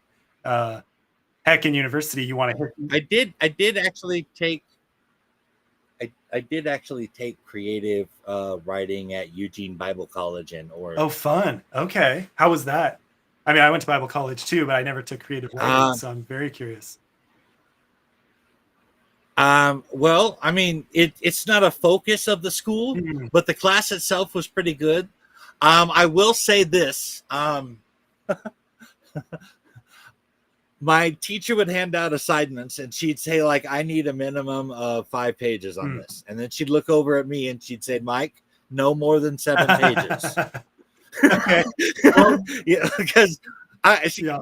you get me on a topic, I've been on podcasts, I can go on about some stuff. Sounds like writer was the right avenue So for you then, though. Yeah, yes, that's awesome. yes, and honestly, a lot of the dread that I did for myself in those couple of years was trimming it down. Mm, There was a lot of stuff that I put in there for flavor, yeah. for world building, and some of it just came across as info dumps and that kind of thing. So I mean, it was polishing it. It was polishing it Yeah. down. But like when I first created this world, I had like, I mean, I want to say a good 10, 15 pages just on the world setting itself without getting into characters. Have you ever? This is just me, but it's what I get nervous about. I bounce back and forth between extremes. So, have you ever you realize something you put in feels like fluff? It feels like an info dump that you maybe don't need, and so you cut it Mhm. because and maybe someone else suggested you should cut it, and you thought, oh yeah, you know what, you're right, this is too much, and then you go back later and you realize, oh no, I did need that. It was a cent. Have you ever done that? Because I definitely have. I sometimes get overzealous in my cutting, and then I go from too concise to too extravagant and back and forth like a yo-yo. That's is it just me? I don't know. I have I have done that, but not so much. Hmm. I'll tell you something.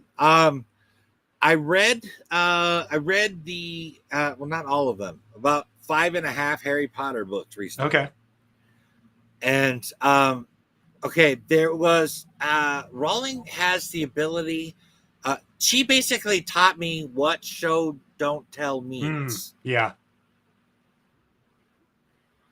And like I didn't quite understand the concept until I saw how she did things. And so Hmm. going over my stuff, then I saw how I was doing a lot of telling and not showing. Rather Fair. than just having characters interact with the environment, I was giving them a paragraph describing the world first. Then there was, Hmm. just little things where I just went on too long about describing something and little stuff like that. But there wasn't a whole lot of having to go back and say, "Oh, wait a minute, I actually needed that, and I gotta go back," because I meticulously went over it before I cut it out. I'm like, "Is Fair. there any way I can use any of this?" And I'm like, I see. and Yeah, because you're sometimes attached to it. I will even cut. Yeah, so sometimes I will actually even cut out a section and paste it on another document and go back to it later and see like, hey, can I use this anywhere? Can you So plug I it in mean, somewhere else? Yeah. I do kind of do it like that. Yeah. Yeah.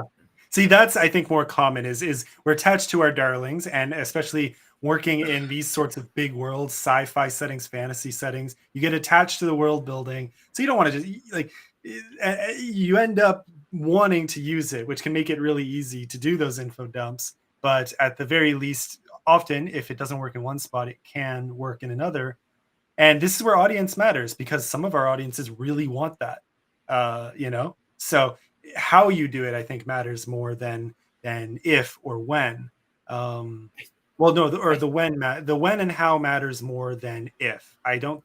I think often I've talked to authors who or I've talked to maybe some reviewer friends who will say, "Oh, I hate that kind of world building," and then you see them read a book and review it 5 stars that has exactly that kind of world building. You know, the right. truth is there are audiences out there who love these richly built worlds, and if you know that's your audience, then go for it. You know.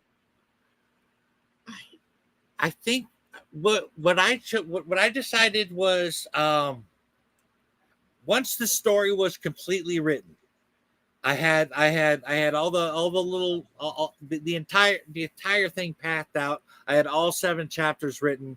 I went back over it and I'm like, okay, now is this information, sure, it's world building, it might be interesting. How does it relate to the story itself? And so Hmm. I specifically tried to choose things that were not just world building, but I tried to give them. They had to have more purpose than just world building. They had to also have Hmm. something to do with an event that happens later. Like I play with perspective in the book, where somebody will describe something in one chapter, and then you'll see that from a different perspective in a different spot, and Hmm. suddenly it fills out the whole thing. Like I brought Nice. up this Yeah. little world building chunk here, and suddenly because of that, you know what he's going through right here, kind of an idea. So I'm curious then, is your story told from uh is it a third omnipotent, third or I didn't get to read the sample. So is it first person, third person, First person. First first per person, but oh so multiple perspectives. okay, so that was my next question. Is it multi POV then? Yeah. Okay, Yeah. that's fun. How many character POVs do we get? Well, you get one present tense POV and then one Okay. looking back POV. Oh, okay. So split between the two then? Yes, and I did it that way specifically because of how I wanted to end the book. It was Okay. all about story structure and Mm, reveal and how I wanted to lay it out. It was more that's all the cleverness that was put into it. Really, I'm like, well, yeah. if I don't do it this way, the ending doesn't. The story just doesn't hit like I want it to. You know what I mean? Yeah. So I mean that it that's was like key. that. Yeah. Yeah, Yeah, like even if there are elements of a plot that you fill in as you go, if you like knowing how you want the story to be experienced beginning to end is the main driver. You know, I think it should be the main driver when you're writing. So that's huge. If you know how you want your story to end and you find the best medium or the best method to make sure it delivers, then go for it. And I talked to someone about this the other day about that tactic. I love it, frankly. I love when you get two perspectives on the same event told in a story. Some people I would say that's a bit repetitive, but if you're adding new information on top of it, it's great. And like it sounds like you're doing with the past and present, so you have a limited view of what happened and then a fleshed out view with a lot more detail and a lot more answers given and more nuance. Right? I love that because it's definitely. part of the pleasure of multi POV, right? Is fleshing out from multiple angles the same thing, and in a detective context, that must be extra fun. Well, I got to tell you, I went first person for multiple reasons. Hmm, One, hard-boiled stories are typically told first person, fair. but and this is an experience thing. Say, um, how do I say this? If I say Ted's hand was shaking with fear, and he clenched his fist to stop them, Hmm, that you understand what happened, you understand what he said. But when I say my hands were shaking with fear and I clenched them to stop it, that puts that hmm, you experience that emotion more because of that first person POV. yeah, yeah, yeah. I wrestle with that one. I do, and I love both. I've loved books by with both and present tense, past tense, first person, third person. Um, yeah, it's yeah, so if you know the vibe you're going for, you're not wrong. You put yourself into the head of the narrator more if it's a direct narration, if it's first person. And sometimes that distance can be useful though in third. So I do wrestle sometimes with stories. I wrestled with whether or not to do the novella I'm working on now in first, and I ultimately still decided on third. But I Right. I see so many examples of first done well that I really wrestle with. Maybe someday, maybe a next book. I just, I, yeah, it's interesting. honestly, I'm not sure. Well, I really like the first person narrative. I'm not sure it fits with every genre. Like for Yeah. instance, I started reading the Percy Jackson and the Olympians books, right?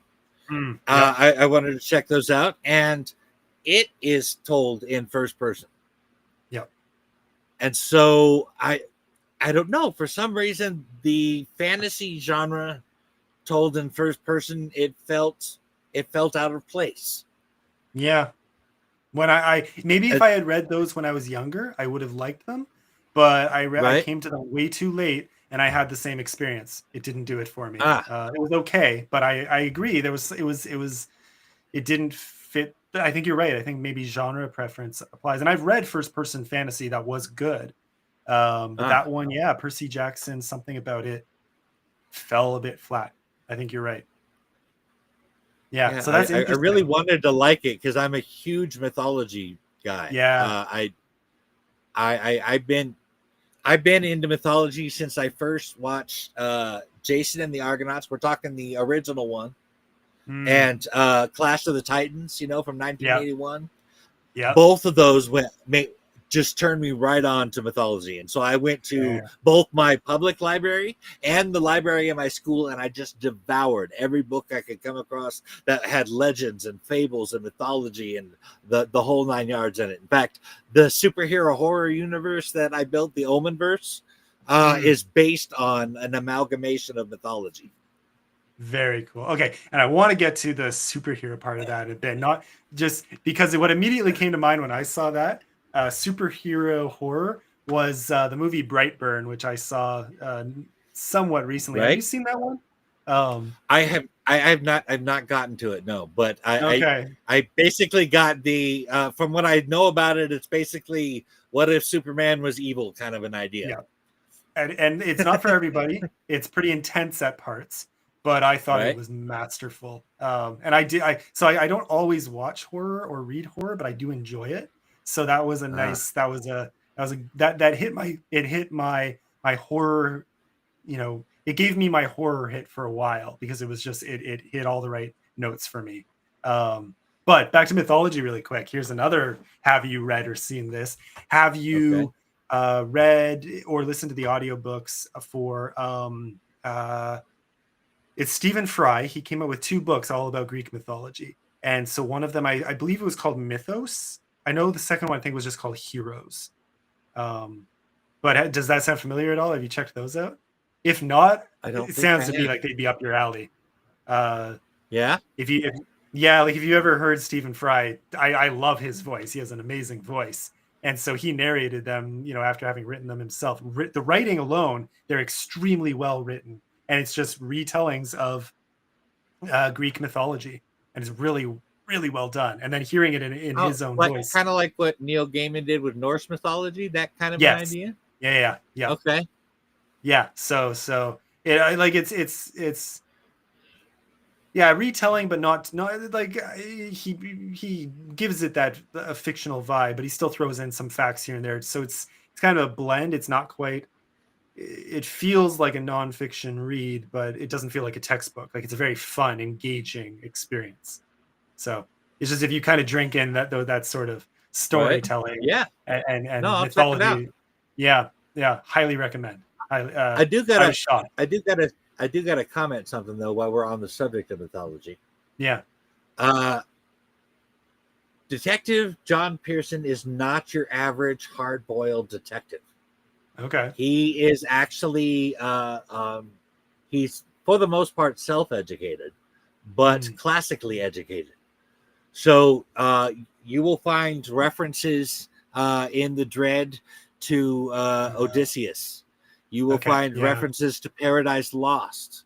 You will Yeah. find like you will find the meditations of Marcus Aurelius. There are, I mean, Yeah.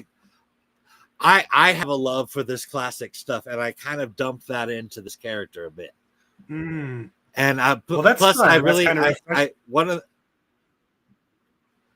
I one of the things I have a personal love for and fit really nicely with Pearson's analytical style is philosophy. There's a Mm. lot of existential philosophy being pondered here. Okay. Interesting. Yes, that's even more fit into a very small space. That's fun. That's yeah, it sounds like a very full novella, which is all the more a feat. Again, I say this because I was talking to someone about short stories and the challenges of condensing so many elements into a short space. And I think that's true for novellas too. They're a little longer, I mean, or a lot longer, but still, compared to a 500-page novel, you have to do a lot more in much less space. So if you're throwing in deep themes and philosophy and drawing from the classics, to build a character, which I love, as opposed to a more uh, purely pure detective work and rational and technology based, especially in a cyberpunk setting, you would expect a heavier reliance on technology. So a character with a class 6 orientation, very interesting in that setting. Well, in particular, eh, um, I described this a little bit in the book, and I told you I'm really bad about giving spoilers here, but um, the every how I viewed it was imagine if you will that Earth was made unlivable, Hmm. that we no longer we were basically became a planetless people. Yeah. We had to go find other places to live. So in my head, in order to have a sense of continuity as a people, they have this fascination with old Earth's past. I like that. They like to name things in the newer station after things on old Earth. Hmm. Detective Pearson has a collection of old Earth digital books and movies. That's fun. What are some of his favorite movies? Testing Well, it. what's some of his favorite movies? Wow. Okay. Well, I can tell you this that he's gonna typically gonna go for the noir type films. He does like Okay. those. Yep. He Yeah, yeah. likes the tough guy type movies. I'm gonna Nice. say he would like movies like say Seven. Hmm. Ooh. I'm gonna say that he probably like even old ones like the Maltese Falcon, little Okay. Sam Spade action, right? Yep. But action as well.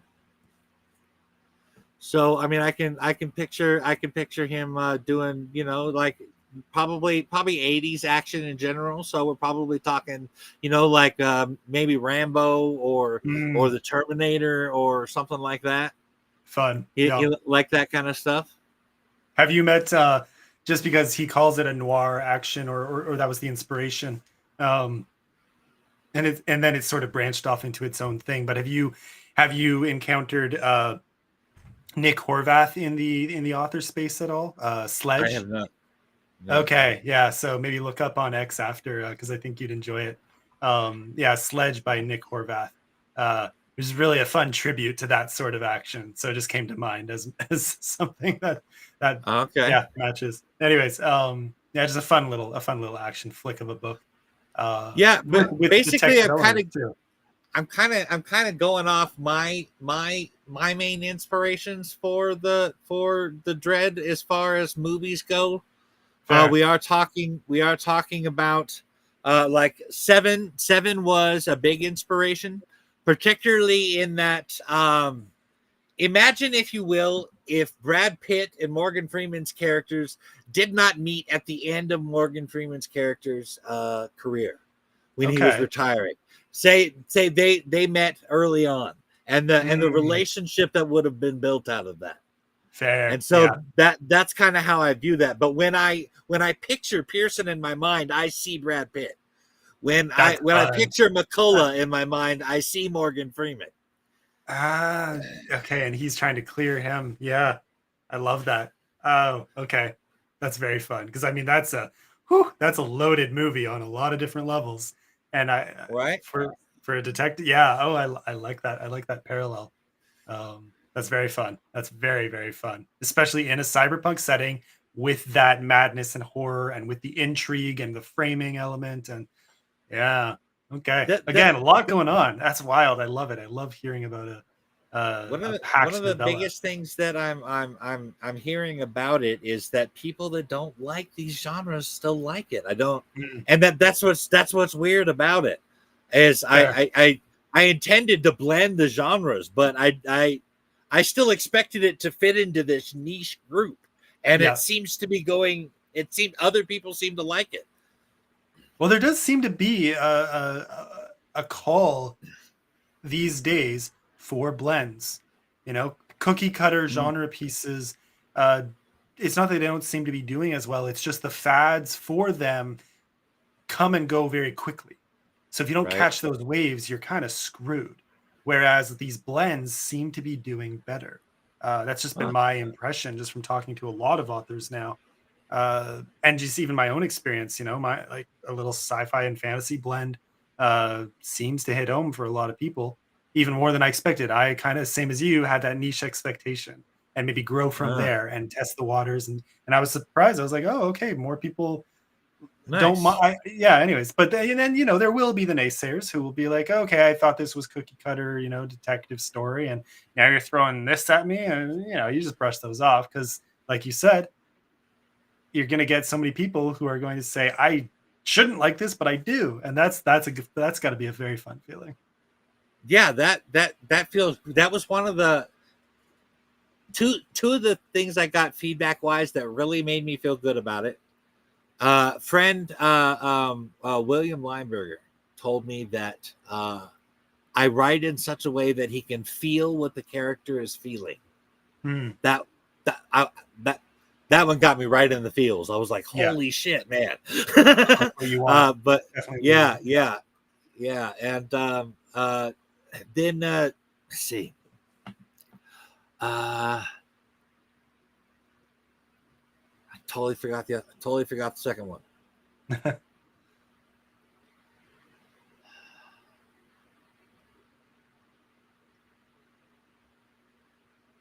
Well, while you're thinking Yeah, about it, I lost it. Lost it. Sorry about that. all good.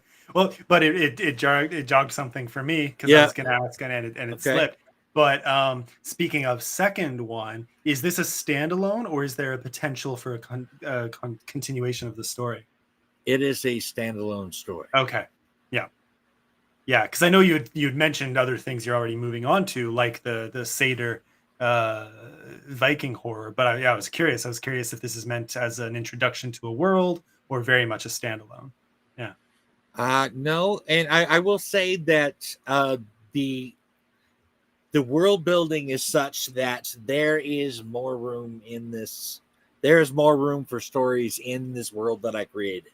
Hmm. I just none that I have any to tell.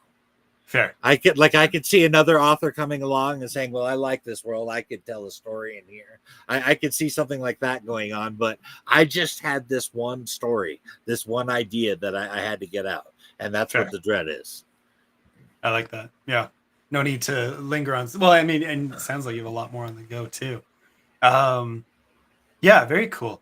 What else did I want to ask about that too? I mean, we touched on a bit of the cyber, well, we touched on the horror and the insomnia, but I think you hit on most of the sci-fi. But I'm curious, any challenges then? I- in the world building, but just in general, right?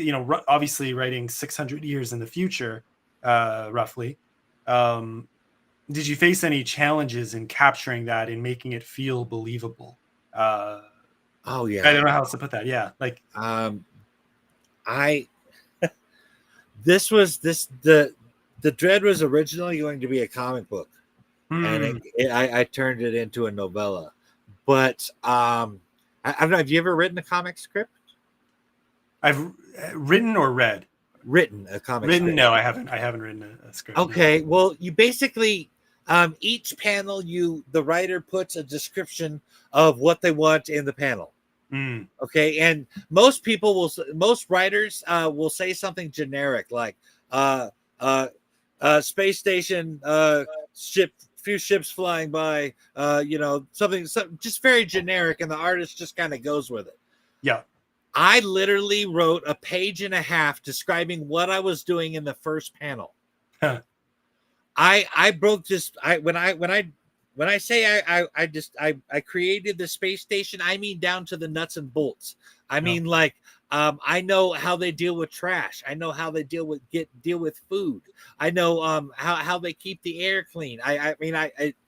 I made this a lived in place. And actually my inspiration for this detail and world building comes from Tolkien. While Mm, I think Tolkien, I don't mimic Tolkien as a writer, but fair. I do like his world building. Yeah. Yeah. Okay, the guy created this entire lived in, breathing world and then put a story into it. And that's what I like to do. Hmm, very cool. Yeah. That's and not always easy, and especially for a small space, and especially if you're not planning to use it again. Um, But okay, something I wanted to make sure I hit on. So the illustrator for the cover, Brian Wilson, right? Do I have that Yes. right? Yep. Probably not to be confused with The Brian Beach Boy. Wilson. No, Sorry, it's not the Beach Boy. No. not the Beach Boy. Or there's a few. There's the Beach Boy. There's Brian Wilson, the author of Forsaken Planet. Ah, There's so a whole other indie series that's out there. Yeah. Anyway, it's a great guy too. But it's just what I thought when I saw that name. But this is interesting. With comic script writing, you're writing essentially briefs, right? So I'm curious how that process then went for your cover, because I hear the same thing from illustrators all the time. They'll say, oh, they'll show examples of the brief they got, and it'll be a few sentences from an author being like, oh, just give me such, and it's very generic, and right. this cover designer comes up with a masterpiece that fits perfectly, but just how did they get to that from that, you know? Mhm. So how did that look like for you then, having experience with scripts, working with your illustrator? Well, like Yeah, I'm gonna flip to the cover really quick di- because di- I do have it here. okay. There we go. And this particular, what ended up being the cover, this was actually going to be the first page of the comic. Ah, that's fun. So this is what had that huge page of description. Yeah, and so, um, yeah, I described that space station you see in detail back there Mm. was described in absolute detail. Like I said, I didn't just do generic space station and back. I described how things work in case he wanted to know how something might look from the outside. I Yeah. described where, you know, the actual area that they're going to be standing in. I when I say down to the nuts and bolts, I mean down to the nuts and bolts. But the first, just that first, this first panel had like a page and a half description in it. That's awesome. And that's without the dialogue that or the thoughts that I had going on in there. Yeah. So you can imagine how much writing would have went into even just the full comic script. Yes. Yeah, yeah. So that alone, it's still a lot of work. Yeah. So it must. I don't know. How, does so? I think I saw. So you said you previously worked on, was it seven comics that you wrote, and then four that you either co-authored or scripted. Right. Right. So so I'm curious. Yeah. How at the end of the day, once all things were done with the novella, how did the experience compare to, particularly to the ones you either fully scripted or fully wrote, the comics? Um. Well, I guess put quite simply, um, putting out comics is like putting out a chapter of a story. Okay. Yeah. Okay, and I was able to put out maybe one or two comics a year. Oh, fair. And like you said, the Okay, cost is probably a big part of that, right? right, right. Yeah. And so, I mean, quite frankly, uh, one of the things I initially just love about writing novellas, I get to finish the story. Yeah. Plus, I found that I am more adept at writing novellas or just not just prose in general than I am at writing comics. Like Hmm. I started to get good, I think, at writing comics. I'm nowhere near great, but I started to get at least decent at writing comics. Yeah. But I I feel in just the first a couple of months of writing a novella, I don't know how to describe it. It felt freeing. Hmm. Like I'd finally found this is the format I'm supposed to be writing in, kind of a thing. And Fair. plus, this is the format that prose is what I was trained in college. Yeah. So I'm Yeah. that yeah, So it's kind of a return to what you had originally been trained in anyway. So yeah, that right. must be liberating. So is the plan, here I'm going to flip us back. Um, is the plan then, I mean, it sounded like Seder was going to be another novella. Is the plan novellas for the foreseeable future? Do you have any longer novels in mind? Well, here's the thing: I don't write stories with the length in mind. Ah, fair. Okay. So I mean, I'm saying novellas because, like, for instance, The Dread would have been a novel had I written another chapter. It's about 8,000 words short.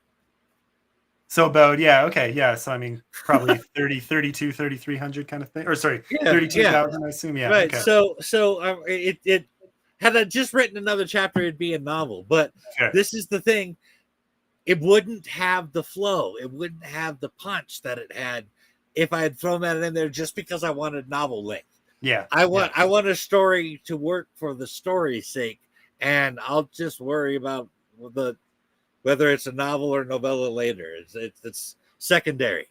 fair. Yeah, fair. I wrestle with that. I do because, when I first published, I published shorter books, but they were a little over that edge, so they were full novels. Hmm. Uh, and in hindsight, I think they would have worked better as novellas. I think I did maybe push them a bit over that edge, and yet, and yet it was in an epic fantasy context. So I had some people saying this is great, but maybe shorter as a novella would have worked. And I had other people saying, no, this needed to be much longer, which I ended up doing. I put all three That, together and published them like that. So, like, maybe it depends on audience too. that's a really hard call when you're talking about fantasy. Yeah. Fantasy, by definition, needs a bit of telling. Yeah. If you're just doing showing in fantasy, they're not getting a sense of the world. And No. like the world either has to be familiar enough that you don't have to go into it, or you're going to have to go into it in a fantasy setting. Those are the only options, really. Yeah. See, and I think you've hit on something there is that a lot of us in our training, whether formal training, and which we've both had in creative writing, or just from what we hear in the writing community and in basic advice and in books you might read on the craft, that emphasis on show don't tell sometimes pushes us away. And I think I definitely went too far to the show heavy side Uh-huh. because to my surprise, but for the exact reasons you are saying now, some of the feedback I got early on was you need to, like, oh, I want more exposition. That's what people were saying. Right. And like not a small amount of it, they wanted more. And this is from people who also say this is a very rich world. It's very complex. There's a lot in it, and there's a lot going on. I want more. So it's kind of the best feedback you could get as a fantasy author who has this world playing around in his head. But I tried so hard to, trim it. And I think you're right. So yeah, like genre plays a big part here for sure. I think there's a balance in there Yeah, somewhere. You know what I mean? That yeah, that going too far one way or the other is the wrong way, but somewhere in the middle there yeah. is And I. It's like with movies, when you're talking about special effects. mm, Now, CGI is great, right? Right. But practical effects is also very nice, right? But yep, the combination is the CGI and the practical effects. There is a perfect balance to things, is what I'm trying to yeah. say. Yeah. Yeah. Enough that neither feels enough that that you don't feel like the whole thing was CGI. Enough that you mistake the CGI for real. That's what I want. Mhm. Enough real effects that the CGI feels real too, and enough CGI that I can actually believe we're in a different context than just the real. Anyways, you get it. Yeah, yeah, I Also, like that. I heard somebody say, I think I want to say I read this on X, but somebody said, I know when I've read a good book because when it's over, I feel like it stopped too soon. I wanted Mm, more. And that was a sign of a good book. And I think that's the same thing with exposition. fair. You want to tell just enough so that they're able to get an idea. They're able to see it. But there's a line. Yeah. Well, you hit on it earlier too, because that is a huge balance to strike as well, because you do want to give them enough that they're not mad at you, and some of that will just be naysayers who don't like cliffhangers, and but you don't want to abuse that. You want to give them, yeah, you want them to have loved the world enough that they wanted to keep going, but you want them to be satisfied with the story. Uh, Right? yeah, Right. that's tough. It's a tough balance to strike. It's a fun balance to strike, but yeah, all these little things we learn as we go, I think.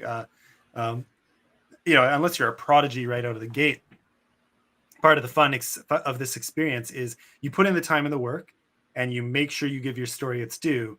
But with feedback, you're always going to find new ways that you could improve, and you apply them next time, and then you find more ways to, and you keep going. But storytellers evolve as much as their stories, so I think that's why Da Vinci talked about art never being truly finished; it is only abandoned. And yeah. I think the reason is because we're going to evolve as writers. We're, as we write each book, as we grow, things are going to change. Things are going to evolve, and so therefore we're going to look back on old work and say, "Well, that looks like crap now," Mm, we're at the stage beyond that now, and that's why at some point a work has to be abandoned yeah. because of that. I don't know. I guess that's what different editions are for. Yeah. True. Yeah. Although it's funny because that can be that I've seen some indie authors pull it off, so I have to get around the mechanics of that. Because traditional publishers can just put out new editions whenever they want, it Right? seems. But indie authors, for example, on Amazon, you more or less have to unpublish and republish, and you lose all your reviews, right? When you put out the new edition. Um, Hmm. so you're almost starting from scratch. So that's why a lot of authors won't. They'll just Yeah. leave what they put up the first time. Yeah.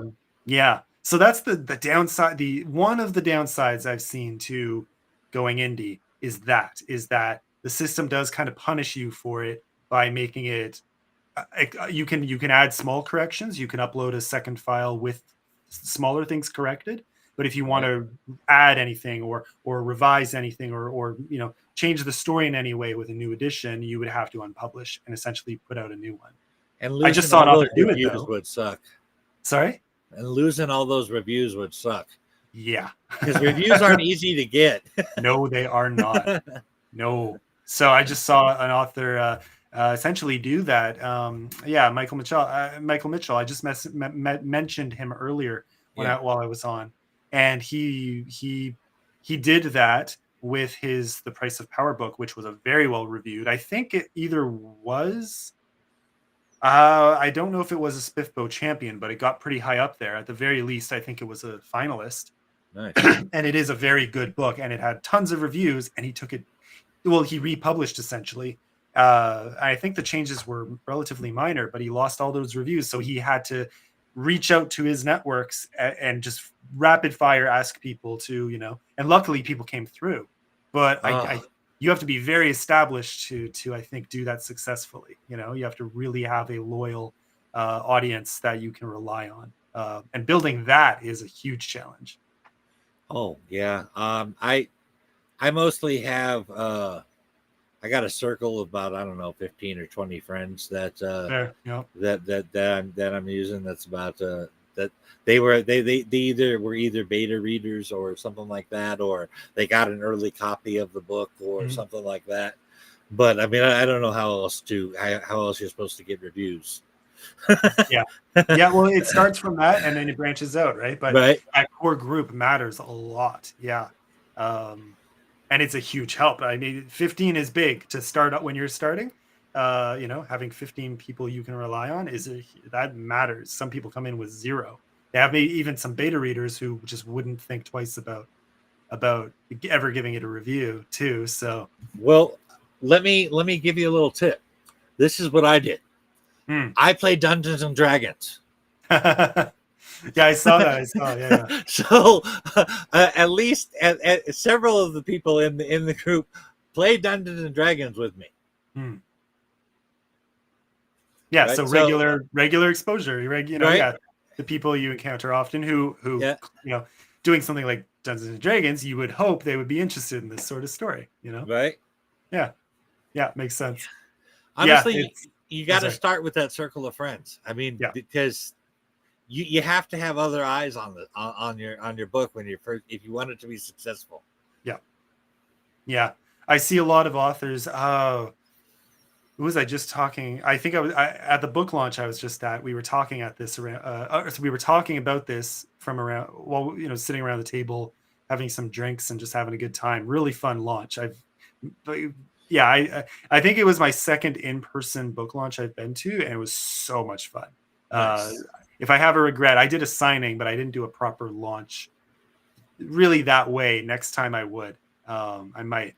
Anyways, point is, we're talking, and they were asking questions, and so this came up. You see a lot of authors who they might have an account, on different platforms, but they haven't done any building. They don't have many friends. They don't have many writer friends giving them critique, and so they put out they finish their first book, and then they start putting themselves out there on social, Uh, and on social, media. And the problem there is if you don't have a strong base outside of social media, um, and you haven't built yourself as as a person, as a brand is not, well, brand is kind of the right word, but most people would find it too markety, too salesy. right. So, but I'm going to use, I'm going to say, if you haven't started building a personal presence, that people can relate to and people already like what you have to say, then it's going to be very hard if you just jump in head first selling your book from day one on social media, right? And you see that a lot. You see an author who will create an account on the same day that they publish their book and be like, buy my book. And no one follows them. So no one even sees it. And those who do see it are like, who's this nobody trying to sell their book to me? I'll tell you what I did. Um, One of the first things I did, I started these things as a means of promoting my comics, Mm, and it just kind of built from there. yeah. But I did a horror podcast, and Huh. so it for some strange reason it was called Countless Corpses Podcast. Went on for a couple of years, and for some reason, YouTube sent me an email saying that, giving me a very generic description, saying that I had violated these rules but didn't tell me when or where, and they Ugh. just deleted my account. So that kind of sucked. Wow. But I started that podcast. Plus, with Steve Sellers, me and him did another podcast called Omen Revelations Podcast, a mixture of Omen Publications and Revelation Publications, right? Okay. And we Yeah. talked about pop culture and writing and all kinds of other stuff on there. So I developed a presence through talking about these things and stuff online. And Yeah. then with my comics coming out and stuff, that built it slowly. But I went at it from the ground up. I wanted to build it slowly. And Yeah. honestly, podcasts are the way to go if you want to Mm, get your presence out there. fair. I mean, that's awesome, and that's the point, though. So again, when I first saw you, when we first started, interacting here and there on X, Yeah. uh, and then when it was time to have you on this show, just seeing this established network you already have, that's huge. So you're putting out your first novella, stepping away from comics, but you have the foundation that a lot of authors don't have when they put out their first piece. So that's really awesome to see. Like you said, it's a long strategy, but I think it's the best one. Right. This is taking me. I first founded Omen Publications in 2018. Wow. Yeah. So a solid 7 years. Right. So I mean, it has taken some time, but Yeah. I think it was worth it ultimately. Fair. I will tell you it, as Milton put it, long is the way and hard is the road that out of hell leads up to light. Hmm. Well, that's what the journey was like getting here, but I Hmm. think it was ultimately worth it. Is Yeah. what I'm saying. That's awesome. It paid off in the end, like you're saying. Fair. Yeah. That's awesome to see. So, yeah, I mean, good luck because it sounds like a really fun story, and again, it feels like you're making all the right moves. So that's very cool. Oh, thank you, Um, man. I appreciate that. yeah, now. Uh, yeah, we're coming up on about an hour or so. Okay. About 11 o'clock. I mean, I've still got some time, so if you're good for time, I'm game to. Let me. I wanted to ask a few other things. Well, no, we covered comics. Uh, I don't got anywhere I gotta be, man. Fair. Okay. Yeah. So as long as I'm not keeping you too long. Yeah, and true. You're. Yeah. Where are you? So you're Pacific time, right? So you're on the Yep. West Coast. I'm up in the eastern side of Northern California. Okay. Okay. Very cool. Yeah, I'm Eastern time in Ottawa, Canada. So bit of a trek there. Right, Yeah, right. yeah, yeah. Although I have family out in BC, here in Canada, so uh, British Columbia. So same, I believe they're, and I have friends in Vancouver. My family's more northern BC, which is still very lush and very mild climate compared to what you'd expect. So beautiful place. I love going out west, but the time I'm just, changes always gets me every time. So yeah, we may not quite have the we're not quite as cold as you are up there yeah, in Canada. California, no, no, But even more. however, I am up at 4,200 feet. Yeah, And we have dropped down to, I think the coldest it has gotten here is -5. And I will tell you Fahrenheit. Okay, that yeah. that cold was enough that I had like a couple of layers of clothes on, a jacket, a blanket, and I could still feel the cold coming in through the walls. Let me do the conversion really quick, All but right. F2, yeah, um, yeah, because -5 here, yeah, minus that's so that's yeah, -20 Celsius, yeah, that's rough. Yeah, here in Ottawa and Montreal, where I lived as well. Yeah, you could get months, a solid month or two in the thick of winter, where that's every day. Really bad Oh, days would be -30 or even -40 with windshield. wow. Um, yeah, I joke, but it's just to me, it had never happened in my life. But the first time that I had to walk a significant distance through a storm, and it was windy, really, really windy, Oh, and it was one of the first years when I had grown a beard. my face So hurts just hearing you talk about it I now. had icicles coming off of my mustache. I had icicles falling off of my face. I Yeah. never. It felt like out of a comic book or out of a movie. It was super. I was laughing, but also just in a lot of pain. I'm amazed I didn't get frostbite over my face. But Oh yeah, man. so Yeah. some of the stereotypes about up here are true. Like even further north, like northern Ontario, you get some really just year long crummy weather. So yeah, Right. it's not. But I like the variety. I like the cold and warm. We get very warm summers too, so there's that nice variety. Yeah, but no, very cool. What was the other thing I wanted to ask? I had something else. Yeah, okay. This should be obvious question for me because I just finished mine. Are you planning to do an audiobook? I am. Mm, Here's the thing. I had it all set up. I was going to go through. You familiar with ACX? yep. Yeah. Yeah. Okay, I was going to go through them, and it turns out they want an actual copyright registration number, not just the Amazon registration copyright, to Huh. do an ACX. And so I had to apply for a copyright at the U.S. Copyright Office. And now I am currently waiting on them to copyright my book before I can put it up to have somebody make it into an audiobook. I'm still haven't. We're looking at least 6 months down the road. It could take up to 3 months for them to look over my book, and then another 3 months at least to find a producer and then have them record it and all that. But I'm definitely planning on doing it. Did you reach out to them before the it was published?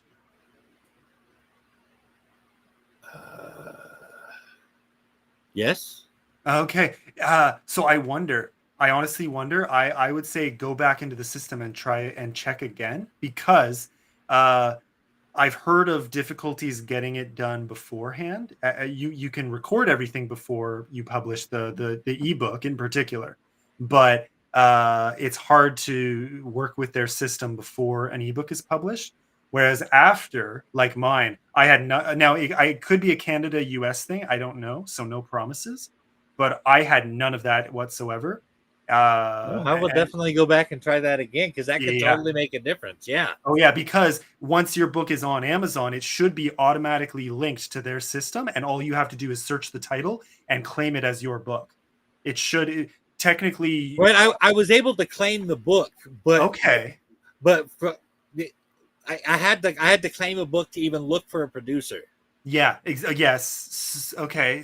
But then when I was filling out the paperwork, they asked me for an actual copyright. But like you're saying, I think it's because it was not yet released. yeah. Yeah. Maybe. I think that could totally make a huge difference. I I'm think gonna go all they back in asked there and check that for out. me was the copyright holder, which legally I think it's the same in most US states, if not all of them, as it is in Canada. For a book, you can claim copyright ownership technically, as the author. Right. You can kind of get around that. In Amazon, I checked in their in their requirements, and they were fine either way. There wasn't really you didn't have to have a legal document saying, which I technically do anyway, but I was double checking because of anyways, longer story. Right. But I'm curious. Yeah, I'm curious what other forms they got you to sign. Because in my case, it was just one line.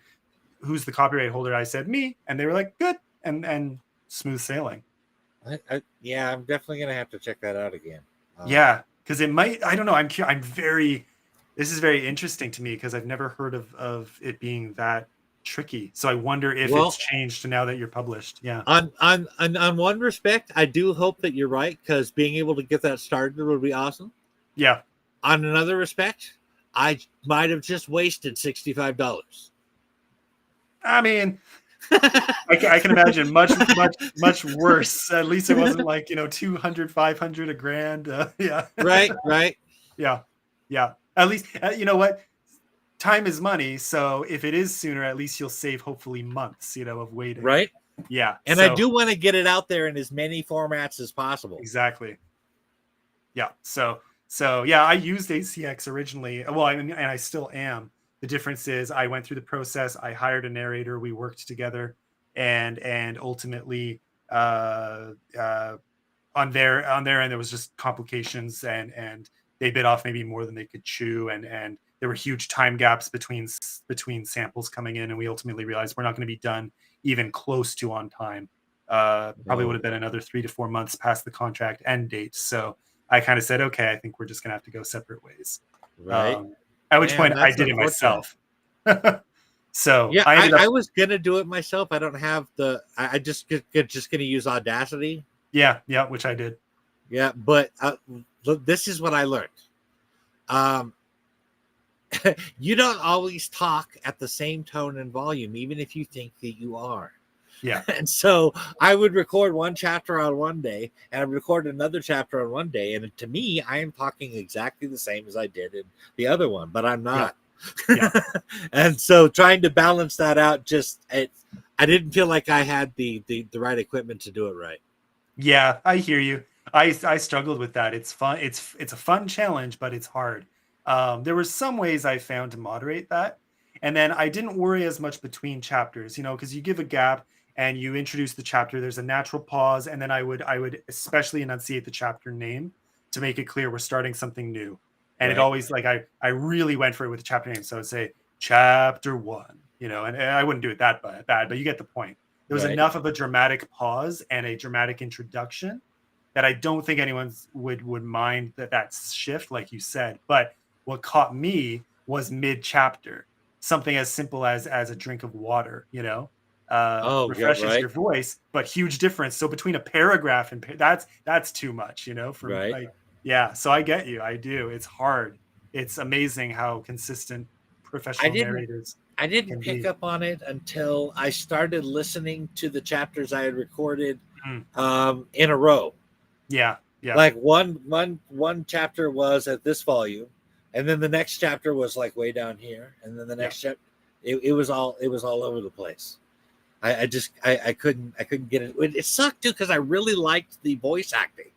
Like I Fair. wasn't doing voices, but I can act with my voice, and Yeah. so I was really enjoying doing that.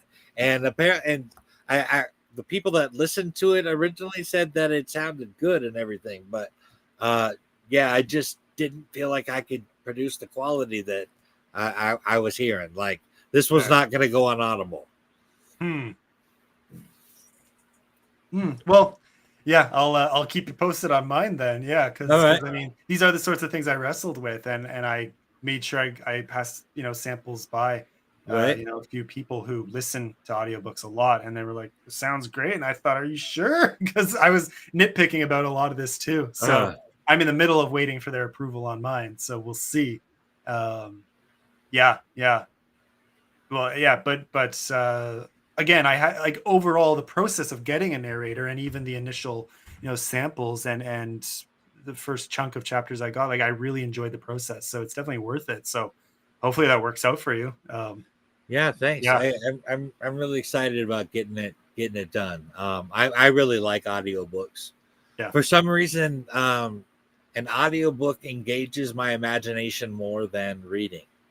And I, interesting. I'm not really sure why, but reading a book, I can follow along with the story, but when I'm listening to the story, suddenly my imagination is just activated. Like I am picturing this stuff in my mind a lot more than I would be if I was reading it. And I can't explain that, but that's how it is. That's so interesting. Yeah, I haven't listened to enough. I've listened to bits and pieces to get a feel for it. In like I say bits, but chunks, hefty chunks. But I don't listen to enough full the audiobooks I do listen to in full tend to be nonfiction. Right? Whereas so fantasy and sci-fi I really do need to get into more. Um it's interesting though, the psychology there. I like that's something I'd be curious to explore. Is it because of our how important storytelling is to us as humans that we're wired to maybe capture more when we listen, or if it triggers certain things in us more audibly than just written on the read from the page? I don't know. I'm There, very curious about this now. there might be something about like that, like on a primal level.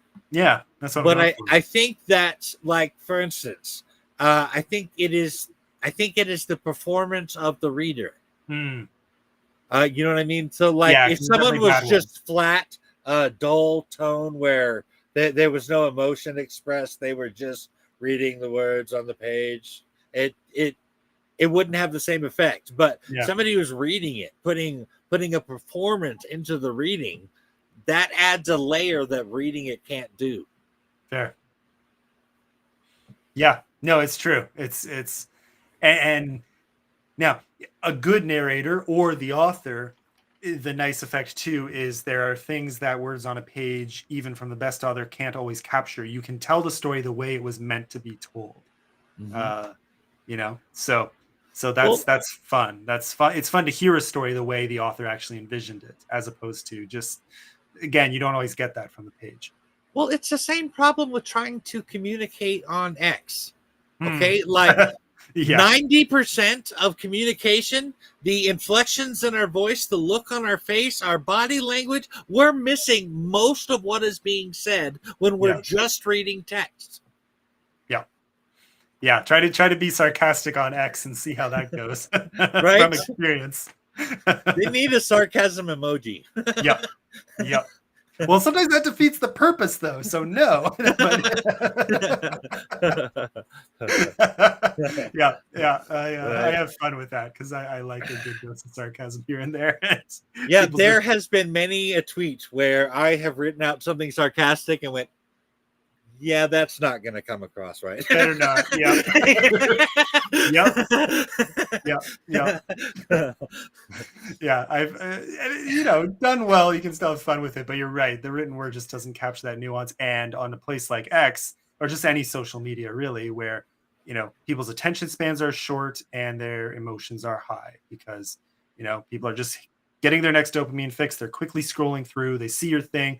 The first emotion that jumps into their mind connected to your words is what they're going to latch onto, and so it's very hard to communicate with nuance, and it's very easy to be it's very easy to miscommunicate and to be misconstrued, even if you were clear. uh, yeah, so it's a bit of a minefield for sure. I like it. I find it a fun challenge and a great marketing tool and a great community tool done well. But oh yeah, I mean, luckily things are dying down, but it can be a very dramatic place too. In the writing community in particular, there's a lot of highs, there's a lot of really big positives, but wow, uh, Right. sometimes there's a lot of drama. It can be a minefield for sure. Yeah, yeah. Yeah, So yeah. day at a time, but yeah, I mean, again, it's just well, I like it as a platform, but it's just another tool ultimately, and it's the friendships you make and the connections you make and the audience you build, and all those different networks that matters more than the platform itself. So it's nice Mhm. to have multiple so you can balance that, but you also end up stretching yourself too thin, which is where I struggle. I really just focus on at this point. X is my main spot. Instagram I'm on as well now. Just now that I have more visual things I can put up there, but still not my favorite platform. Yeah, I don't know. So what about you beyond, because I know you're on X and you're I am on. on X. I was on Facebook and I Hmm. was on Instagram, but I fell for a scam. Oh no. What happened was I got a message from what I thought was Facebook security telling Oh me that I no. needed to do this thing. So I Yeah. did this thing, and it connected my account on Facebook to some account that was banned or blocked or something on Instagram. And so that they cut off my Facebook account. And then they said I can appeal through Instagram. And then I apparently had more than one Instagram account because I started one I forgot about years ago. And I appealed through the wrong Instagram account. And so so then they closed that one as well. I didn't talk to a single human being. Wow, that sucks. Yeah. Yeah.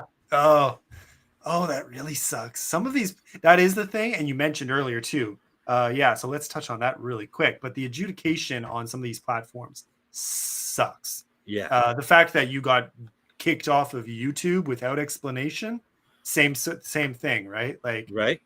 it's And when I appealed to YouTube, and according to the appeal, they were going to go over my videos again and then get back to me.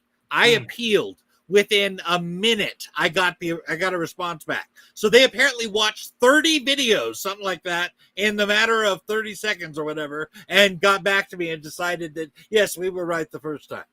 wow. But they didn't cite one instance. There Yeah. wasn't on episode this, you did nothing. Yeah. Yeah, like I hate these sorts of things precisely because, it's not just a podcast in a lot of cases, and in this case, it's not just a platform. It's not just like this is an avenue to an audience, which for a creator, an Mhm. author, a writer, a comic book writer, all these. This is a life. It is a career you're potentially ruining Yeah. by deplatforming someone or cutting off their channel. And so you better have a darn good reason for that, and you better give it. Like it's just despicable behavior to me that they have that just turned into an algorithm that destroys people on a flip of a dime. Well, this is what makes me think that it was all AI. Mm.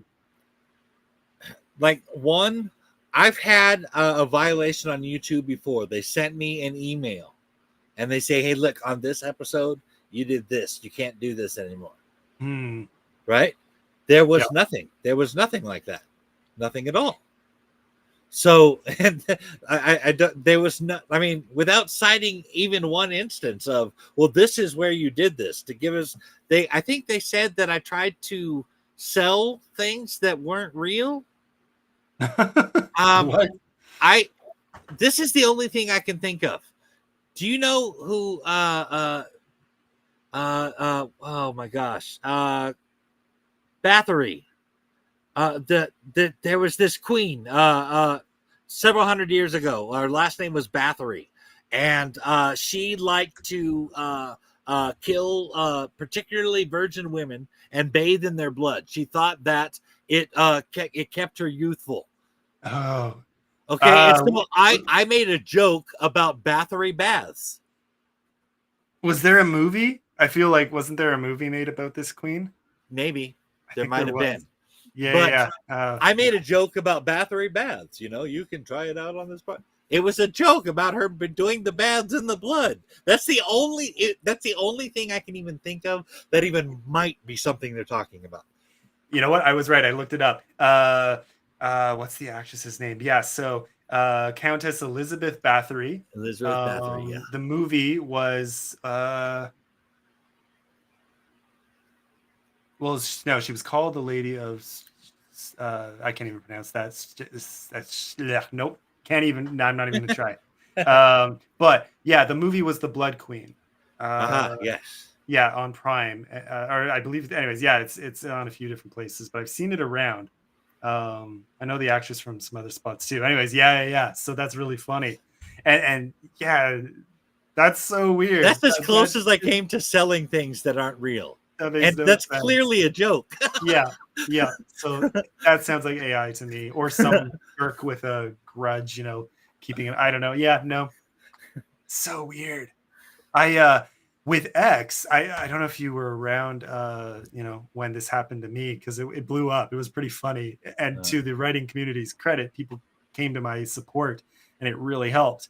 Uh but right around, I think it was at the cover reveal. It wasn't the book launch. It was the cover reveal for my book. And I had a lot of people offer, to help support. So I gave them early copies, and I gave them the cover to show off on the day of. So right. a lot of build up, a lot of hype, and it blows up on the day of. It really blew up. I even had Nice. one of my author friends say, I just stayed off Twitter because I saw your cover too many times. I love the cover, but come on. And I was like, I can't help you. This is great. What are you talking about? Like, it was one day. Calm down. It was really funny. I thought it was really funny. Yeah. And point is, though, about halfway through the day, I think my account got banned or suspended. Suspended. You cat. Um, yeah. So I don't know how long it was into the reveal, but just barely into the reveal. The reveal kept going because everyone else was supporting it, but my Right. account was suspended out of the blue, and I had no idea why. And I had no idea how to. I appealed it, but what was I even appealing, right? Right. So They didn't give you any. They didn't give you any like this no, account's no, been no. suspended because you violated Well, our oh no, no, rules, no. or They told me that I was accused of being a fraud, or not being who I am. That oh, was the okay, reason. So what it then so I then, reached out to friends who I still had contact with on other platforms, and people created like a hashtag, free Tim, and that went pretty much viral, which was fun to watch from, like, outside. right, And then on my own, I try to get to the bottom of it. So it looks like it was a combination of people reporting, because they saw my cover reveal and were like, who is this guy? And I think people were just vindictive, or in a bad mood, or I don't know. But enough people reported at the same time as my account was, I was reposting whenever someone posted. So there were a lot of posts coming from my account, combined with these reports, combined with uh, I had an old antivirus plugin in my browser, and without me realizing, it was still doing its job, but it was introducing scripts onto X, which made it convince any one of these things it would have ignored. But all these things happening together on the same day convinced it that I was a bot. And the only reason I got to the bottom of it all is because my cousin works there now. So he no, happened to be working there at the time, and was able to reach out to, like, people who could actually oh do my something about it. gosh, If not for that connection, I probably would not be back on now, oh because what they a got to the nightmare, bottom of it, helped me solve it. It's never happened again. But oh my gosh, yeah. So any platform, that is the thing. They warn you when you are building anything on social media. Like, it's fragile. It's very fragile in one way or another. It can be a mob, a Twitter mob turning against you, or it can be a platform deplatforming you on a whim. But these things are it's part of the game. But yeah, it's something I keep in mind often. Is how do you build in public in a way that isn't fragile, that isn't going to be just torn away from you on someone else's whim. It's tough. right? It's a tough game we play. I do have a question for you. Yeah. Do you read digital books? Yeah, like on ebook, you mean? Yeah, something like that, like a PDF. PDF's tougher. Because I usually read on Kindle, and, well, my Kindle can handle PDFs, so it's fine. So it depends on the quality, or not. It's not the quality; it's just the size. Because an EPUB can adjust, right? To Right. whatever font and size I want. Whereas a PDF, if it's small, like I've had some PDF books that just are too small to read, so I would have to read them on my computer, which I prefer not to do. Ah, Yeah, so I all tend right. to be more phone or ebook phone or Kindle if I'm reading. But again, it just depends. Uh, yeah, that's all I can say is it depends. Probably, I don't know. Yeah, All right. okay. Seriously. My thought was if you could read a PDF, that I could hook you up with a digital copy of my book or having me on your show. I mean, I wouldn't say no either way. Yeah. Yeah, I mean, it would be my pleasure. Yeah, I mean, again, and coming from a novella, it would just depend on this font size, but it's not like your book is The font size is 12.5 and that. spacing is 1.5. Oh I yeah, that's going to be. specifically did this because I wanted readability matters, and Yeah, I was trying to consider not just a young audience. yeah, I want people that are getting up towards my age to be able to read this stuff too. yeah, So it instead of where 10 or 11 is the normal font size for a novella, I put mine at 12.5, and then that spacing in there makes a difference too. yeah. So you know what? We're good. It would be my pleasure. I mean, if, yeah, either way works. Either way works. If you have the EPUB, because I know it's on Kindle too, so that would work. But otherwise, I'll happily take a PDF. Yeah. Again, I'm kind of in a novella phase right now. I take way too long on longer books, even though I used to be able to read them much faster. A novella or a short story, I can blast through, so it's helpful. Friend of mine started reading The Dread in the morning and was done by early afternoon. Yeah. It used to take me 2 days to read a 600-page book, and now it takes me 2 months. So You mentioned in your author thing to get ready that you wanted to see a copy of the book. in my And the thing to get ready for in the package, yeah, yeah, yes, that we that you sent, yeah, yeah, wanted to see yeah, a copy of the book, and yes, I have this is the first paperback copy. beauty. Yeah, Oh, look yeah, at that. Yeah, that's awesome. Yeah, very oh nice. yeah, yeah. I don't know if you can. Yeah, there we go. Yeah, look at that. Maybe we can let me see if I can put us. Nope, not that one. Um, I think I can switch us and then get you nice and full. Oh, not that. There There we we go. go. No. Well, you still can't see it There we very well, go. but Now we're good. It's it still give you an better. idea Yeah. of the readability there. Yeah. Anyways, but I see. Yeah, yeah. See on PDF that'd be fine. Absolutely. All right. Um, there we go. Still getting used to this system myself, but yeah, very cool. Always fun for people to see the physical copies. Um, Yeah, yeah. yeah. The hardbacks for some reason are taking longer to get out. They're Mm, available, but for some reason they take longer to ship out.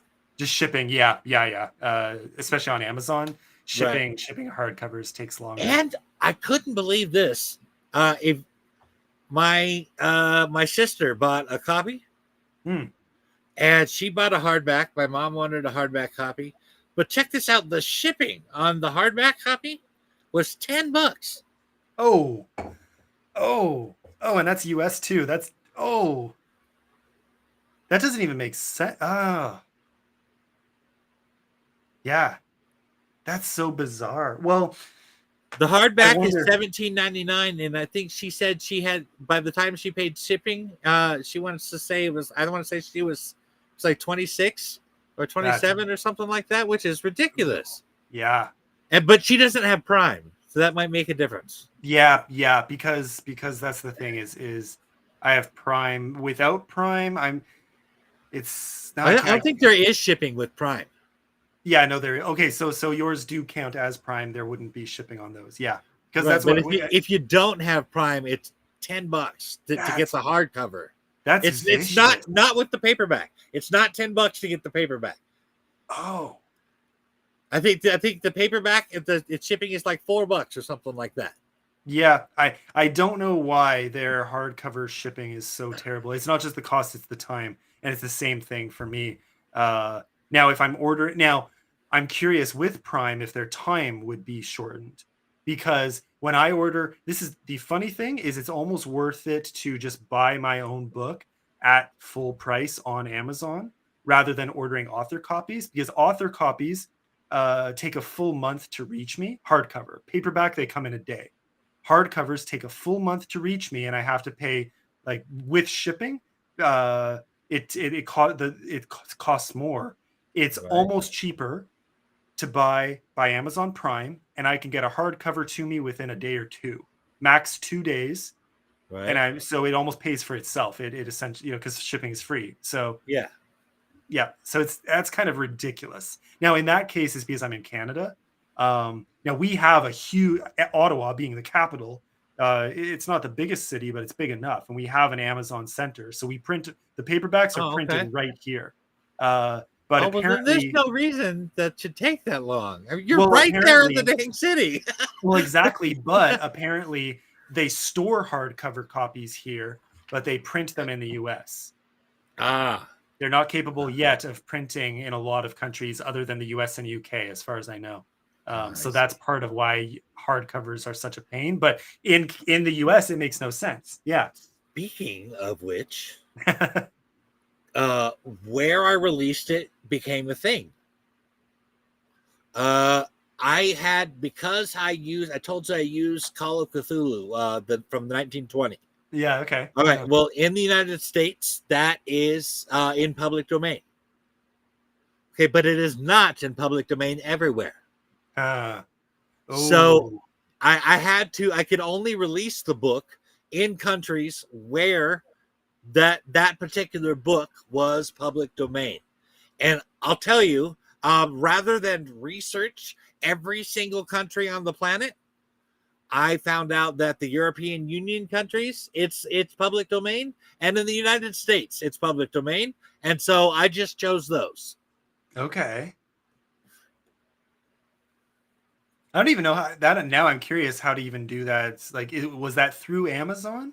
Uh, how do you limit the countries it's released to? When you're choosing where when you're setting up the book, you come to a spot where it asks you where you want to release it. Okay. See, It I think for me, it just gave I just chose, like, it gave me the option for a primary market, and I just chose US for that. right, Because most people I know and that is the case, it just worked out that way. I can't even explain it, but I sell far more books in the US than in Canada or anywhere else. right, Um, could just be a population thing, but still, it surprised me because I talked to other Canadian authors who publish almost exclusively in Canada just by just the way it is. So I did something right, I guess. right. But yeah, definitely for me, the option was always, well, set your primary market and then set prices for all the other ones, or for all of them. But it doesn't give me a way, I don't think, to limit. When That's I did interesting. it, there was this whole scroll through window of like a billion freaking countries to choose from. That's so wild. Yeah, no, I don't get that. Oh, okay. No, no, no. You know what it is? Is they give you, I'm looking at my price page now, and they give you an option. So it says territories, and then you can Yeah, either select all territories or you select that's what I'm individual talking about territories. there. I Yeah, see. I see. I don't even know what that screen would look like then. Yeah, because I just uh, selected all. Interesting. Interesting. and it's all Yeah. because I'm using public domain works. If I Fair. wasn't, that wouldn't even have come up because Yeah. I'm the author. I own it. I can put it out. But I because I'm see. using public domain stuff like Yeah. Paradise Lost and Odysseus and the Meditations of Marcus Aurelius and all that kind of stuff, it matters. That's tough. Yeah. Oh, that adds a whole other layer. Yeah, that's really tough. That's a whole other level of challenge. It's part of why I admire certain genre writers, like Mm. sci-fi. Some forms of, I admire all sci-fi, but forms that really still connect to today's world, they run the risk of capturing things that are public domain like that. Or if you're doing research like historical fiction, like history or historical fiction, or just modern timepieces that make reference to things that are copyright protected or not public domain. That's so hard. Oh, Hey, okay. your boy's on there. Yeah. Let me see if there's a message on X. Yes, we are, Isaac. Yeah, sorry. Let me. I don't know if Isaac is free. There we go. Can I? Yeah. Can I take a quick bathroom break? I'll be back. Sure, absolutely. Yeah, we've been going a while, so I mean, Okay. we were probably close. We were probably about to wrap up, but I'll Oh. let Isaac. Or no pressure, but I got no problem hanging out, man. fair. I mean, it's getting, well, it's not too late for me. I can stay up late, but yeah, it's coming to about 11, quarter after 11 p.m. here, so getting there. But yeah, take a bathroom break. Isaac will probably join in a second, and yeah, we can Okay. chat for a little longer. I don't mind another half hour or so. Yeah, sure. Sounds great. Yeah, it's a lot of fun. Cool. Okay.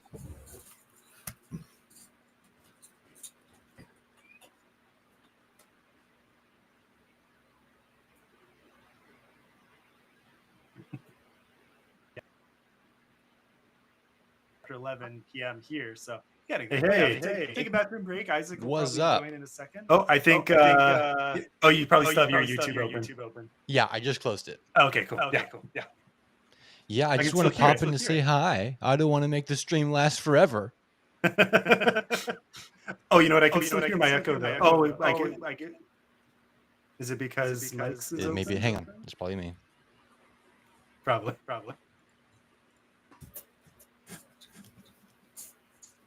All right. Hey. We're just sorting out a bit of an echo here. How's that? No echo? Let's see. Echo. Testing. We're good. No echo. We got it. There we go. I fixed it. Mike, good to meet you, buddy. Nice to meet I don't you. want to add even more time to the stream, but I just want to pop in and say hi. Sorry I Hey. couldn't make it tonight. It's quite all right, man. I'm sure you had some stuff going on. Life happens, man. Life definitely Life happens. Yeah, well, glad you got to join in for a bit, Isaac. This is fun. It's been a fun night. I think I hopped on. Yeah, but I don't know whatever time that was. Yeah, probably quarter after 8. So yeah, I've been on 3 hours. If it makes you feel any better, my internet went out at 2:00 and was out for about 3.5-4 hours. And so I came on. It was like 6:30 here which is 9:30 where Tim's at. Yeah. Before I even came on because my internet went out. So it's a bit of a late coming for everyone. Yep. Good thing I left open my my X, because then I got a message from Steve Suller. Steve, yeah. Yeah, your co-founder of Revelation and editor. So yeah, very cool. Yeah. Anyways, it's fun all the people you meet on X, because we were already following each other too. So nice. Yeah. Nice. Yeah. I'm sure Steve is currently writing. He has comics that he's switching over to novellas or novels and stuff too. So I'm sure he'll be on your show eventually as well. Yeah, open invite. So yeah, that'd be very cool. Yeah. So not to retread ground, but do you do comic art? Do you just write the comics? Well, I don't do comics at all anymore, but when I did, I was the writer. Gotcha. I tried doing comics. Basically, long story short, it was too expensive, not sustainable. Novels are a lot easier to put out. Okay. Well, now you mentioned earlier that the first one you did was when you were 12. Did you illustrate that one? Yes. Fair. Okay, there we go. Yeah. So yes, and then eventually... I was a bit of an artist there for a while, but I turned out that while I could draw adequately, humans and buildings and stuff like that, my forte was really letterings and logos and stuff like that. Fair. Very fair. Yeah. So I mean, it makes sense, but like you said, the cost, and this is coming from experience with book covers, too. But I mean, yeah, getting. Oh, and when you gave the price tag for a full comic book earlier, I thought it makes sense, and you're right, that is on the cheap end, but several $1,000s per little publication. And imagine this: you spend that much money on a book, and people won't pay more than $4 or $5 for it. Yeah. Oh, I get it. We all get it. Everyone in this space gets it. Yeah. I saw a post about that today. And I mean, it's even crazier with comics, because those are, even longer graphic novels. Quick read, Uh-huh. But to me, that's where I can understand at least a little. If someone, is reluctant to pay more than a certain amount for a 500-page book. I'm like, okay, because it is a time commitment. So they're not just like, hopefully they'll enjoy all that time, so they're getting more value out of it. But it is also a big commitment on their part, right? A bit, and maybe even a bit of a risk if they don't fully know you as an author yet. So finding that price point can be very difficult. There's another. You bring up another added layer of difficulty there. For instance, I talked about when I first write out a story, it's generally pretty long, and then I got to kind of dial it back a little bit, right? But so it oh man, how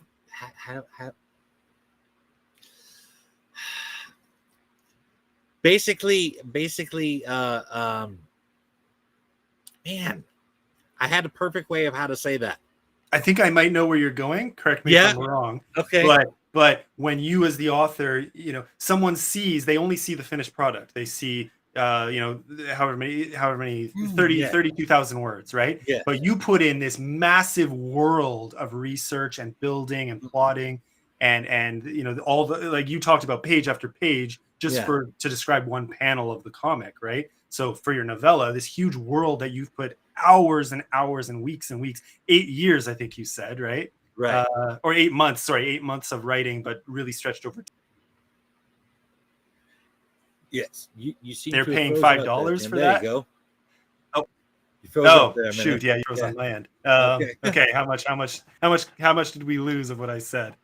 Here, let me close. Not a lot. You were talking about how much of an investment it is to spend that Yeah. much time, and then people don't buy it.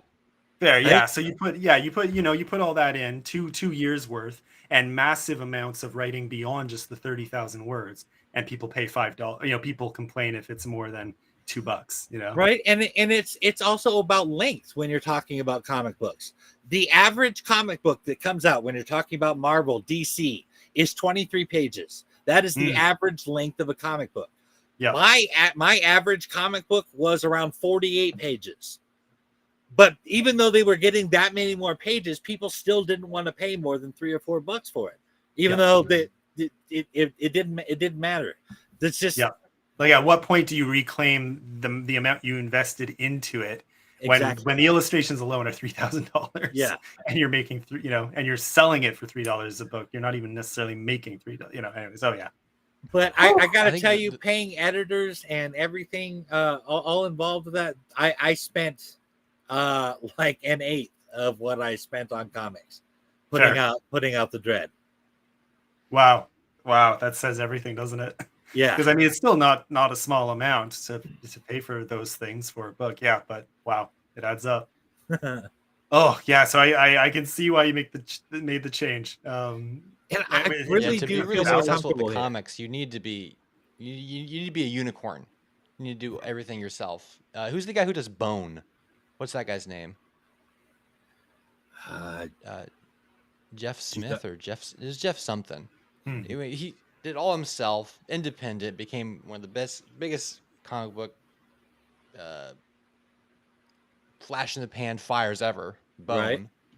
And he did it all himself, just in his closet, basically. Well, That's kind of what it takes. that is the thing about doing anything independent. If you're doing something independent, be prepared to wear at least 6 or 7 hats on a regular basis. Yeah.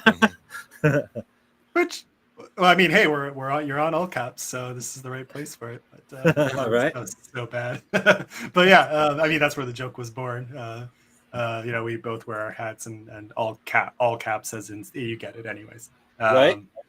So no, it's true. I love that. Is most. I talk to a lot of people who hate that part of this. I love it. I love getting to learn the new skills, and it'd be nice to find more ways to to give away some of those responsibilities to free up time. But on the other hand, I like the different skill learning, and I find they bleed into each other.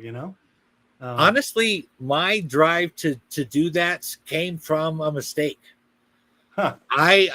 When I put out my very first comic book, Omen #1, I had never written a comic before. I didn't try writing several comics or polishing my skills first. I just wrote a comic, like, how hard can it be, and put it out there.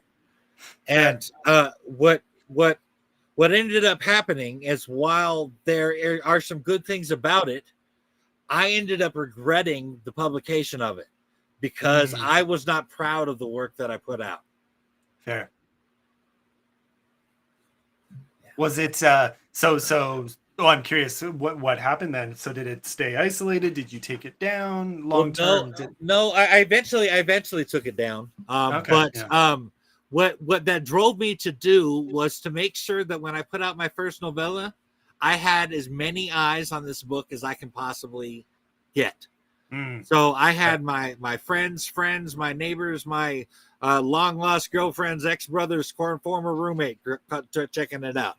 It was anybody I could get eyes on this thing before I published it. I had them looking at it. Fair. Yeah, it's the way to do it. Yeah, Add some time, but it's the way to do it. it did. I got to tell you, it took a good.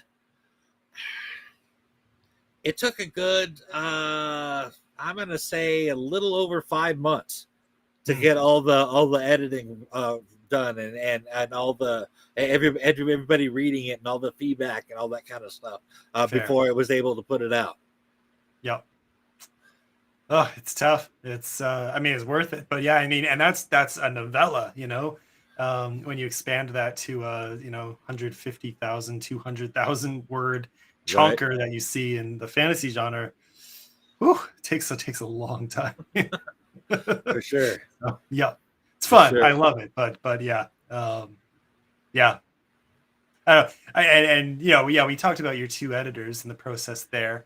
And yeah, I'm curious on your own end, like any other tidbits, any other tricks of the trade when you're doing when you're compiling all that and finalizing the editing. What does your final process look like for getting to that final polished version you can be proud enough to put out there? Well, once I made sure and I had, like I mentioned before, I'm a much better storyteller than I am at grammar. Yeah. So, and while I'm not a bad speller or anything like that, it's mostly like I put commas in the wrong spots or little stuff like that where I'm writing it out like someone would say it, and I'm like, well, they'd have a little pause right here, so I'm going to put a comma there. That's not necessarily where the comma's supposed to go, that kind of thing.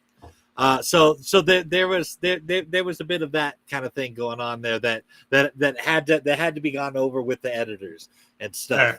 But did you relinquish that to the editor then? Like if their say had the final, or did you ever fight a bit? Yeah, we sort of. What I did was I would give them a copy of the chapter.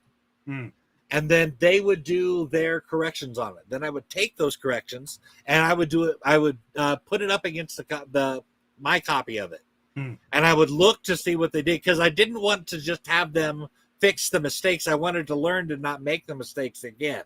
There, yeah. And so it was. I wanted to go over. Oh, okay, so that's how you're supposed to do that, and oh, maybe that wasn't necessary right there, and little stuff like that.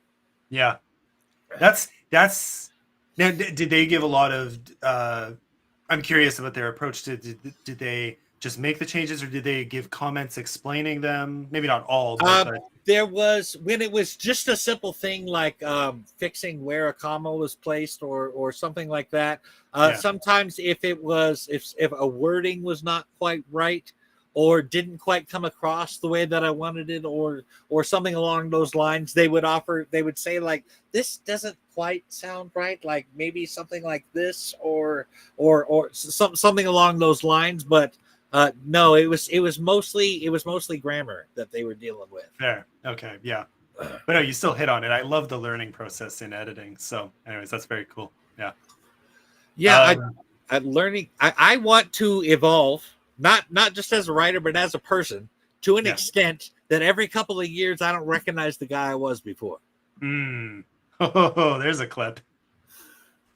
I mean, I love that clip, and I love that attitude, because it's very much, I'm right there with you. I want to eventually mutate.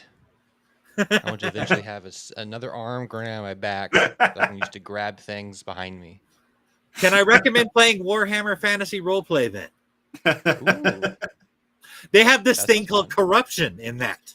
And if you get enough corruption points, you literally do grow an arm or an extra thing, or, any kind of mutation the game master decides to put on you. That's fun. That is fun. Well, we were talking about we were talking about, how you got so many of your early readers from your D&D group, which I thought was awesome. Yeah. Yeah. I mean, we don't have to jump into it right away, or we can, but I'm just thinking of it because we had a game prepared for tonight, and Isaac is the game master. So speaking of D&D, we did have a game ready, and I do have it. I just duplicated our other chat, so I do have it here if we wanted a little quick D&D experience tonight too, but depends on what you got time for. Ah. It's not long. It's just we have a Totally little up to bit. you. Yeah, I don't know, but no pressure, Isaac. I realize you're probably coming from a busy night, or I don't know. So. Yeah, I have to remember what I wrote down. Where in my Okay, notes. fair. Yeah, so no pressure. We can just keep this fun and casual, and As a yeah, fellow dungeon master, I can totally relate. yeah, I am not a panster. I am a plotter. fair. Yeah, I Down to got the that impression bone. early on. Yeah, so true for DMing as well as Yeah. writing novellas. Yeah, I tried doing this game, Keys to the Golden Vault. Have you seen the adventure? I don't think so. No. It's like a heist adventure, Okay. but basically there are so many moving parts going on at once that like any one false move here could completely screw things up everywhere else. And there was just so many going. It wasn't like there's a quest that needs to be done, you do these things. It was like go into here and then figure things out for yourself, and I had a hard time running that. Fair. Yep. Interesting. Yeah. What was I gonna say? I feel like I had a thought. Now it's my turn. I'm having the same thing as you earlier, where it's just totally gone. So Yeah.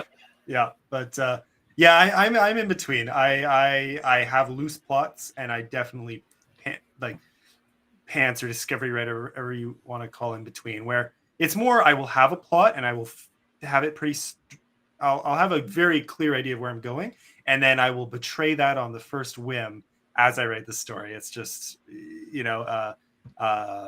and so far those betrayals have never led me astray. It's just I'll make them very carefully, but I have no problem making them. I have no problem scrapping that plot if I realize, oh, I had that in mind, but here's a much better way to get there. That makes far more sense with the characters. Especially if it simplifies things and Yeah. makes it shorter. Yep. I do something with a story that I actually don't know of anybody else that does this as a writer. But like with the Dread, for instance, I started out with the ending, worked my way backwards. Yeah. And then right around I get to right about the middle, and then I'm like, okay, now how do I get to that point? Then I start from the beginning and work my way forward. Well, I wonder if, because I've heard, because I mean, because your story has such a heavy detective element to it, right? Yeah. I feel like that's more common with that kind of story. Because to have a really effective mystery, you have to know what the audience doesn't to a T. For sure. So anyway, so I wonder if you have to know the resolution, you have to know the end point, you have to know what it's all going to, you have to know what the clues mean, so that when you sprinkle them in, the audience, they won't necessarily recognize them until later when the reveals happen, but you have to be prepared for that reveal way ahead. Sort of. You see this scene right here, right on the cover of the book? Yeah.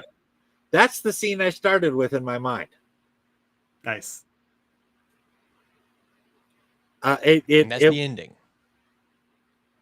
It's also it's what happens at the beginning. It starts off with the nightmare. It's the nightmare. Okay. Yeah. Fun. Gotcha. Yeah. Well, they say, intros or endings make for good book covers, or just the climax, I guess. But open it. Yeah. I mean, that's what I did. I went with kind of the climax, the final showdown. Right. Yeah, but then sometimes I'm wrestling with that for book 2, which is going to be put off because of the novella I'm working on. But yeah, deciding on a cover scene, that's got to be tough. I'm wondering. Yeah. Well, the whole title, The Dread, was based around this nightmare. Yeah. So. And fits so, very nicely. And so a picture that showed the nightmare without delving into it was what I thought the cover needed to be. Oh, so that's nice too. Well, I mean, you said it's the opening anyway, but it's nice that it's a scene that is revealed right away, but the importance of it won't be clear till much later in the story. So it doesn't just capture the opening; it captures the full breadth of the book. in that sense. Very first paragraph. Very first paragraph. Okay, yeah. Right now, I'm standing on the rooftop of a colossal block, 200 stories up, pointing my New Earth Police Department Mark III issued Mark III plasma handgun at an unarmed man. The synthetic sun lamps up above me are hot and bright, this close to the ceiling of level 1. My mouth is dry like the barren wastelands of Earth, and I'm sweating my ass off. On any other occasion, drawing down on a perp would just be another Tuesday for a serial homicide detective like me. But this is no ordinary day cycle. Nice. It's Wednesday. That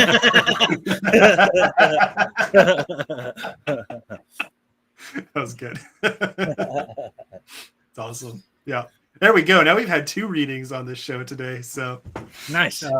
Yeah.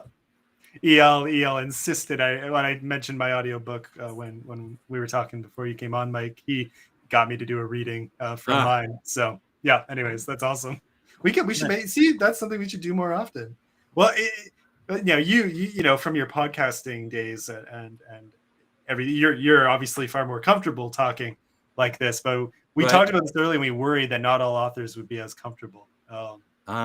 It's tricky. I don't know, but it's fun. I like hearing. I ever went on, they asked me to read from my book.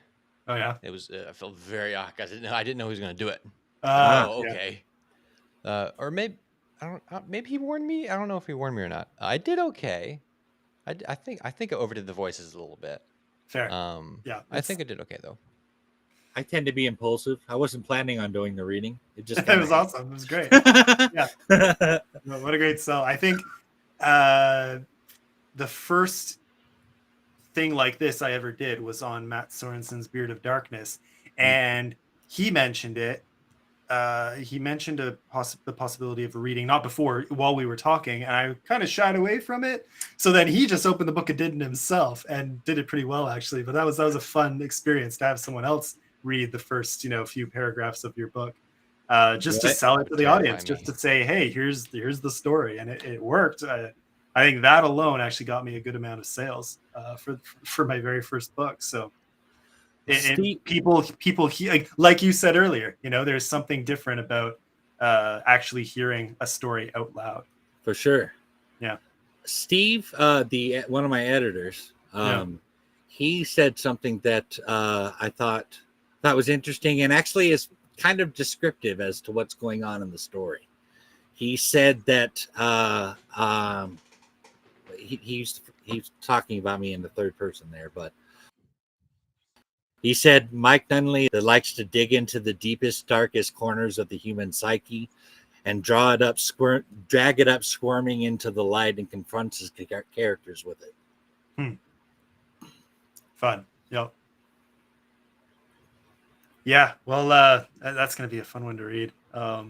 Again, I'll definitely take you up on that PDF. So. Oh yeah. I appreciate you having me on the show. Yeah. I mean, absolute pleasure. So. And again, novellas right now really refreshing. And coming off of my judging short stories and coming off of reading so many fantasy chonkers, it's nice to have something that captures all these sorts of things, but in a smaller space. It's not a requirement, but I'm starting very much to see the appeal. I never thought I say that the books that got me hooked when I was younger were shorter, like novellas. So I go through cycles. I don't know if everyone else is like that, but one of the reasons for the brevity and the dread is the hard-boiled genre that I chose to write in. Was because in that genre it tends to be a fairly fast-paced story, and so the dread is very much like that. I have a couple of chapters where you're getting to know the characters and the story is building, but it's like basically once you hit chapter 3. It is just a fucking roller coaster ride to the end. I have a foul mouth. I'm sorry. That kind of story. Okay. You've sworn twice the entire time you've been on. Doesn't even count. Well, that's honestly a record for me. I'm swearing that many times. That's awesome. Yeah. I never used to, and then I realized I developed one over time, and I think I realized when one Christmas I was with family. it's like at my aunt's place and my mom was the one to comment on it after the fact. I think, Uh-oh. we were kind of leaving and she said, you use some language more than I remembered. And I was like, oops, because they were swearing up a storm too, so I wouldn't have noticed, but she brought it up and I realized, oh, yeah, you know what? You're not wrong.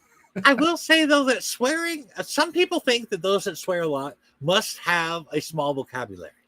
I have a very large vocabulary, and yet I swear because I like the nuance it puts on a sentence. I like the punctuation. There are some times where a swear word is the only word that will work in that situation. Yeah. So in your writing, how much does it slip in? I'm curious. I use it particularly when I'm trying to emphasize a moment. Like my characters don't just swear all the time, but when something serious is going on, like what I use the phrase, "This is no fucking movie" in my book, because you know what I mean. When I'm trying to make a point. Yeah. Yeah. I see a lot in fantasy. There's a lot of authors who will go just over the top. It's like the new thing to do is to write some fantasy that's just extremely heavy and swearing, and it takes me out of it. Yeah. Oh, that's the thing, is it's in a, like, why, it doesn't feel right. And even if you're like, oh, well, this character is a military character, but then it turns out it's all the characters. It's the young one, it's the old, no matter what role they're in, everyone is swearing in this world. And even if it's consistent, it feels off, That doesn't. Yeah. I mean, that doesn't seem like the problem is they're using like modern swear Yeah. words. Yeah. See, If they go that's find definitely some an issue. classic swear words from back in Yeah, the see, day, then that's why I do prefer world specific, like made up swear words work for me in a fantasy setting, or older sounding swear words for sure. Like fracking in Battlestar Galactica. There we go. Yeah. Yep. But that's exactly it. That's exactly it. Yeah. Or like Wheel of Time did that well. It used like ashes and something. Like light and ashes, I think it was, and it fit the world, and that was it, and it worked. And other characters would be like, "I can't believe you just said that." So you knew it was swearing, but it doesn't sound like it, but it worked, Right? So they drew just enough attention to it for it to feel inappropriate, right? As it worked, and there's none of that in these contexts. It's just the expectation is the reader is mature, and we're writing to a modern audience, so I'm going to use modern language, and it doesn't fit the setting. Let me bounce this off you guys. What do you think about trigger warnings? I got to tell you, I was asked about something just absolutely horrifying in your story, like truly surprising and horrifying, then sure, yeah. But if it's a normal violent story, then yeah, there's going to be fighting, there's going to be shooting, there's going to be bleeding. I mean, I was asked to do a trigger warning recently. For a website, and I said, I am a horror writer. As such, I write about things that are genuinely disturbing. Read at your own risk. Yeah. I think a disclaimer like that does it. And if the genre alone doesn't, which it should, a disclaimer like that at least captures it. I'm not morally against, like, I know some people who are like, oh, it has a trigger warning, I'm not going to read that book. I feel like that's too far the other direction. Here is the reason there are trigger warnings. Okay. You have these really pretty covers, and inside the book are deplorable, violent things that you weren't expecting with the pretty cover. Yeah. So as long as your cover matches the contents of the book, I think you're fine. If your book is about a serial killer who eats people while they're still alive as he's blaring music or something, I don't know, you should have a very scary cover that depicts something very disturbing. Yeah. You shouldn't have a pretty flower and like some ice, and the title shouldn't be like Musings of My Heart, and it's something horrible. Then I imagine, yeah, you should give people a heads up, because you haven't given them a heads up with your title, with your cover. Maybe your description does, but the trigger warning should be the cover. Fair. Yeah. And that's the thing is I can understand why some people then don't, because sometimes they have a cover in mind that's very specific and hits the right vibe for the overall book, but doesn't quite capture some of those things. And so they throw them in. Some people throw them in regardless, just to meet an expectation, and sometimes that just bores me. But that's fine because I can skip that and just read, and other people will appreciate it. So who cares? So I'm kind of on the side of I don't use them. I almost did. I might. I have one line that I've already written that I may or may not include in the final version of my sequel for a very specific thing. And the irony is, it's warning against a very specific thing in a single chapter that is surrounded by things far worse. It's just I know this one thing does. I can understand from a I can understand why like a content warning. I'm just going to call it a content warning. I feel like that's less right. It's less ideologically loaded than trigger warning. So I'm going to use content warning. I feel like I can justify a content warning for one thing, but I'm not going to give it for, like, the irony is the thing surrounding it is like someone being burnt alive and a lot of really terrible stuff. So like it's as violent as I get in the context, and then this other terrible thing. I won't get it. Like I won't spoil it or get into the specifics. It's not nearly as bad as you'd think. It's just something that can psychologically bring up a lot. Like I don't know, but it's tough. Again, like I wrestle with it because I don't really think it's necessary. But I didn't think it was necessary enough to put in my book. Yeah. But I did go on. Are you familiar with idiosyncrasy? Yep, idiosyncrasy. Yeah. Well, she had asked if I wanted to put a trigger warning up there. Okay. And that was the first time I'd ever been asked about it, and I was just like, well, honestly, if you know I'm a horror writer, you should know what you're getting into when you pick up my book. But in case you need it clarified, was kind of the idea.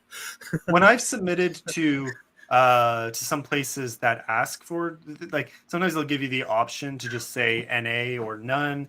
But whenever I'm given that box, I will usually throw in some things that aren't in the book itself. So like when I'm talking about the Fall of Sylvandria, I don't have trigger warnings here, but if I go onto a website that or if I'm entering my book into a contest or a few things and they ask for trigger warnings, okay, yeah, so I'll say I always have it prepared. I know what I'm going to say. I'll say, okay, it has intense but not grotesque violence, mild language, because I do swear a little in the book, but pretty mild, and fitting to the setting.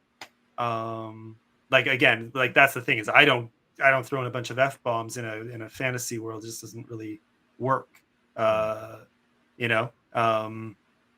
Whereas damn and bastard kind of do in the settings I use them, in the context when they're used, it works, and they're very rare, but when they do appear, I don't think anyone would think twice. They would just keep reading, it's like, but yeah, so I'll mention the language, even though it's very mild, extremely mild, and I'll mention the violence, and I'll kind of leave it at that. I think maybe one other thing, but you get the point, right? Like I give that to them because I know it's what some of them might find the violence too much, but you'll know within 2 chapters of reading my book. So at least I've warned them, and then they see for themselves and they realize, okay, if it's going to be more of this, I better stop. Great. Please do, but I don't know. I wrestle with it. I do. Here's a big problem I have with putting a trigger warning on the dread. Some of the things that might cause a trigger to be triggered are part of the climax of the book. Yeah. And I don't want to give you. I don't want to kill the ending of the book to let you know that it's going to happen. And if I tell you this happens in the book, you're going to spend the whole time not following the story like I want you to, waiting for that one event to happen. Yeah. What I really like, the writing battle judge contest that I just finished judging for. Yeah. What they do is they give the authors the authors are not obligated to give a content warning, but they can, and those who do are then also given the option to select content warning contains spoilers, and if they select that, it will hide the content warning from us judges unless we click it. It'll say content warning provided, and then you can click it it'll give it to you. But if Yeah. there aren't spoilers, it'll just show you the content warning. But 99% of the authors who submit don't give a content warning. So it's a nice It's system. kind of hard It to do in like a works. physical book, though. Sorry? If it's a physical book, you can't really do that, though. Yeah, exactly. That's Page one that's is the going to point. be Is for giving things physical away. books, I don't see how you can get around that. You're gonna end up spoiling things, which to me, yeah, Yeah, I get it. that's a main reason why I couldn't do it. I don't I can't give away a climax, right? Yeah, yeah. Yeah, it's no, I think this is something I've wrestled with consistently since I started in this, but ultimately I'm probably more of a middle ground to the two extremes I see. It's like I get why some people want them. I also think it goes way too extreme. And then I get why some people hate them, and I also think that the hatred can sometimes be a little extreme. So I'm kind of in the middle where like they don't bother me, I don't care. Here's what you do. Here's what you do. You make crap up in your trigger warning. You do it just like Fargo. Fargo Begins is a true story. The names have been changed. All that's made up. None of that's true. Hmm. They begin the movie like that to make you, oh, this is serious. But everything's made up. Your trigger warnings, you put all this stuff in there. Like people are waiting for this thing to happen, but the opposite happens and subvert expectations. That could be tricky, but also sounds very fun at the same time. Yeah. So, twisty, That but link- I love it. That Twisty, link is but I in love it. your chat, by the way, on the DM chat. Oh, let me I closed just to prevent this from slowing us down. Yeah, that's the funny thing. I had another browser open for about half of our chat before, but whenever it's 3 or more people on here, it's apparently my little computer. Oh well, can't- you don't got to look at it now. It's just the link to the book. It's a Google Drive link. Oh, I see, for the PDF. Okay, yeah, brilliant. Yeah, love it. I'll thank you so much. Definitely looking forward to that. Yeah. Yeah. Well, look at that. Okay. So we talked about a few minutes, and yeah, well, you came on around what? Yeah, 9:30, like you said. Yeah, so, around 9:30. Yeah. we've done pretty well. We've done pretty well for an almost didn't happen, but I'm really glad it did conversation. Yeah. I've had a lot of fun. Yeah. We'll Well, have to do it again, and we'll run you through the game. yeah, there we go. Nice. We'll save the game for next time, and we'll give it a proper next time. Yeah, next time a novella comes out, or whenever you have Well, something new, the audiobook. I am currently 7 chapters into Omen and 5 chapters into Seder. Wow. So you're already like very ahead of the game on those next 2 projects. That's got to Yep. be soon then. Yeah. I'm That's guessing I'm hoping to get the other one at least ready to be edited by the end of the year. Very cool. Yeah. So I mean, yeah, that's only what? Oh my gosh, it's already June. That is Yeah. that's ridiculous. We're halfway through. We are halfway through this year. Where did it go? My deadline is fast approaching. Yeah. Oh, I got to tell you, I am an inspiration writer. I don't do well under pressure. I can produce work, but if you want quality work, I can't do that. If you want, When if the you, amusement strike. Yeah. Yeah. yeah. So I do typically great under pressure. when I got a That's all it deadline, is. I will start on the way ahead of schedule. Fair. I don't. If I don't have that inspiration, it is not quality work. That's just all there is to it. Fair. I wish I could be like you, Isaac, and just kind of crunch into it. I have but days where I spend 4 hours writing something, and then the next day I'm like, I gotta throw all that away. None of that's good. Yeah. Then I save like 3 sentences from it that are good, and I do it again. Oh, And I really. It takes You ever- forever. Have you ever written that perfect paragraph, and you're like, "Oh, this is beautiful. The gods are going to worship this paragraph," and then you have to. I love cut it when that happens. from the and I story. hate it when that happens because then everything after it has to be just as good. And Right? It never is. Yep. I had that. I did with what we were talking about earlier, Tim. I actually cut that out and I pasted it onto another document, and I ended up finding a place to put it at the end of a chapter. And it it actually nailed the end of the chapter better than it would have normally. So it ended up working out. But when I first had to cut that paragraph, oh my God, that hurt. Oh. Yeah, I feel that. I feel like, and I do it more and more the more I write. Whereas, and maybe just because when you're starting out, you hold on to everything too much, and you don't know to cut. Or it's a learned skill. It's a learned skill to start cutting, where you can and should. And yeah, but just the other day, I was writing, the opening chapter for the novella, and I had these two paragraphs that were more world building, more dense, more not quite info dump, but approaching it enough that I thought, I really don't like this, and it's following some really strong paragraphs, some really strong action and dialogue, and really like the story was really starting to build, and suddenly I have this. So I moved it. I put some spaces, put it down further on the page, kept writing, and eventually I just stole lines from those paragraphs and slipped them in, and it slowly disappeared. I've done that. It worked, but I was nervous. I almost thought, I don't know where I'm going to fit this in, but it's essential, but also not, but also, and I really wrestled with it, and then it just worked out perfectly. But you have to be willing to make that initial cut before that ever happens. So yeah, it's a very fun process, this thing we do. Different for everybody. You gotta be mean to yourself a little bit. Sorry? You gotta be a little bit mean to yourself. Yep. Yeah. I do. That is something I don't understand. And maybe I'm alone here, but I see a lot of writers talking about how, I don't know, basically they hate writing.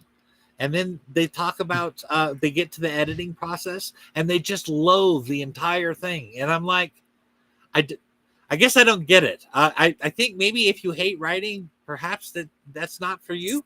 Yeah. And it honestly, the editing process, how does making your book better not excite you? Yeah. The problem is admitting that you weren't as golden as you thought. That's a painful thing to go through if you're not prepared for it. You go, oh, I thought I was really good. No, I'm terrible. And then you wallow a little bit and, oh, I'm terrible. Instead of going, okay, I'm terrible. Let's get it passable now.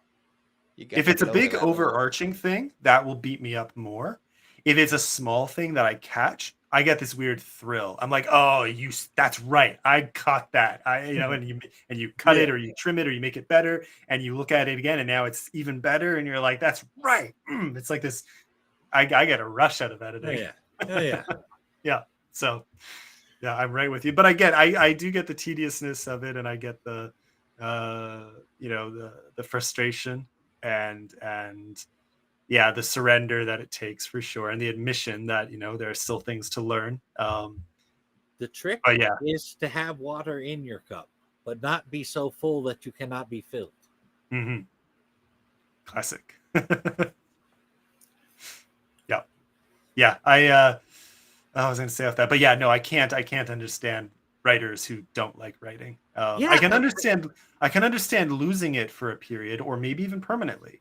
That's hopefully something we never have to go through. But if you talk to someone who's just had some sort of very bad experiences that have diminished their love of the game, let's put it that way, right? That's one story. But if it's someone who just got into it knowing they hated it, that makes no sense to me at all. Like, why? I don't get it either. Yeah. It's just, writing is something you gotta love doing.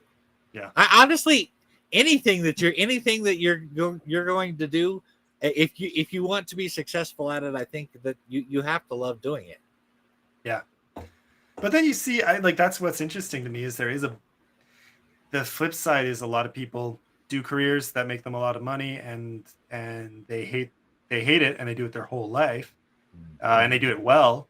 And it's interesting to me because there are definitely career authors who seem to thrive despite, you can see that they just don't have that fire in their eyes, and they talk about their books as if they're completely bored, and somehow they still sell because they do it really well. That fascinates me as a phenomena, because it is out there, and you think, okay, so what are the skills they learned to do what they do? But also, I think that is the skill, though.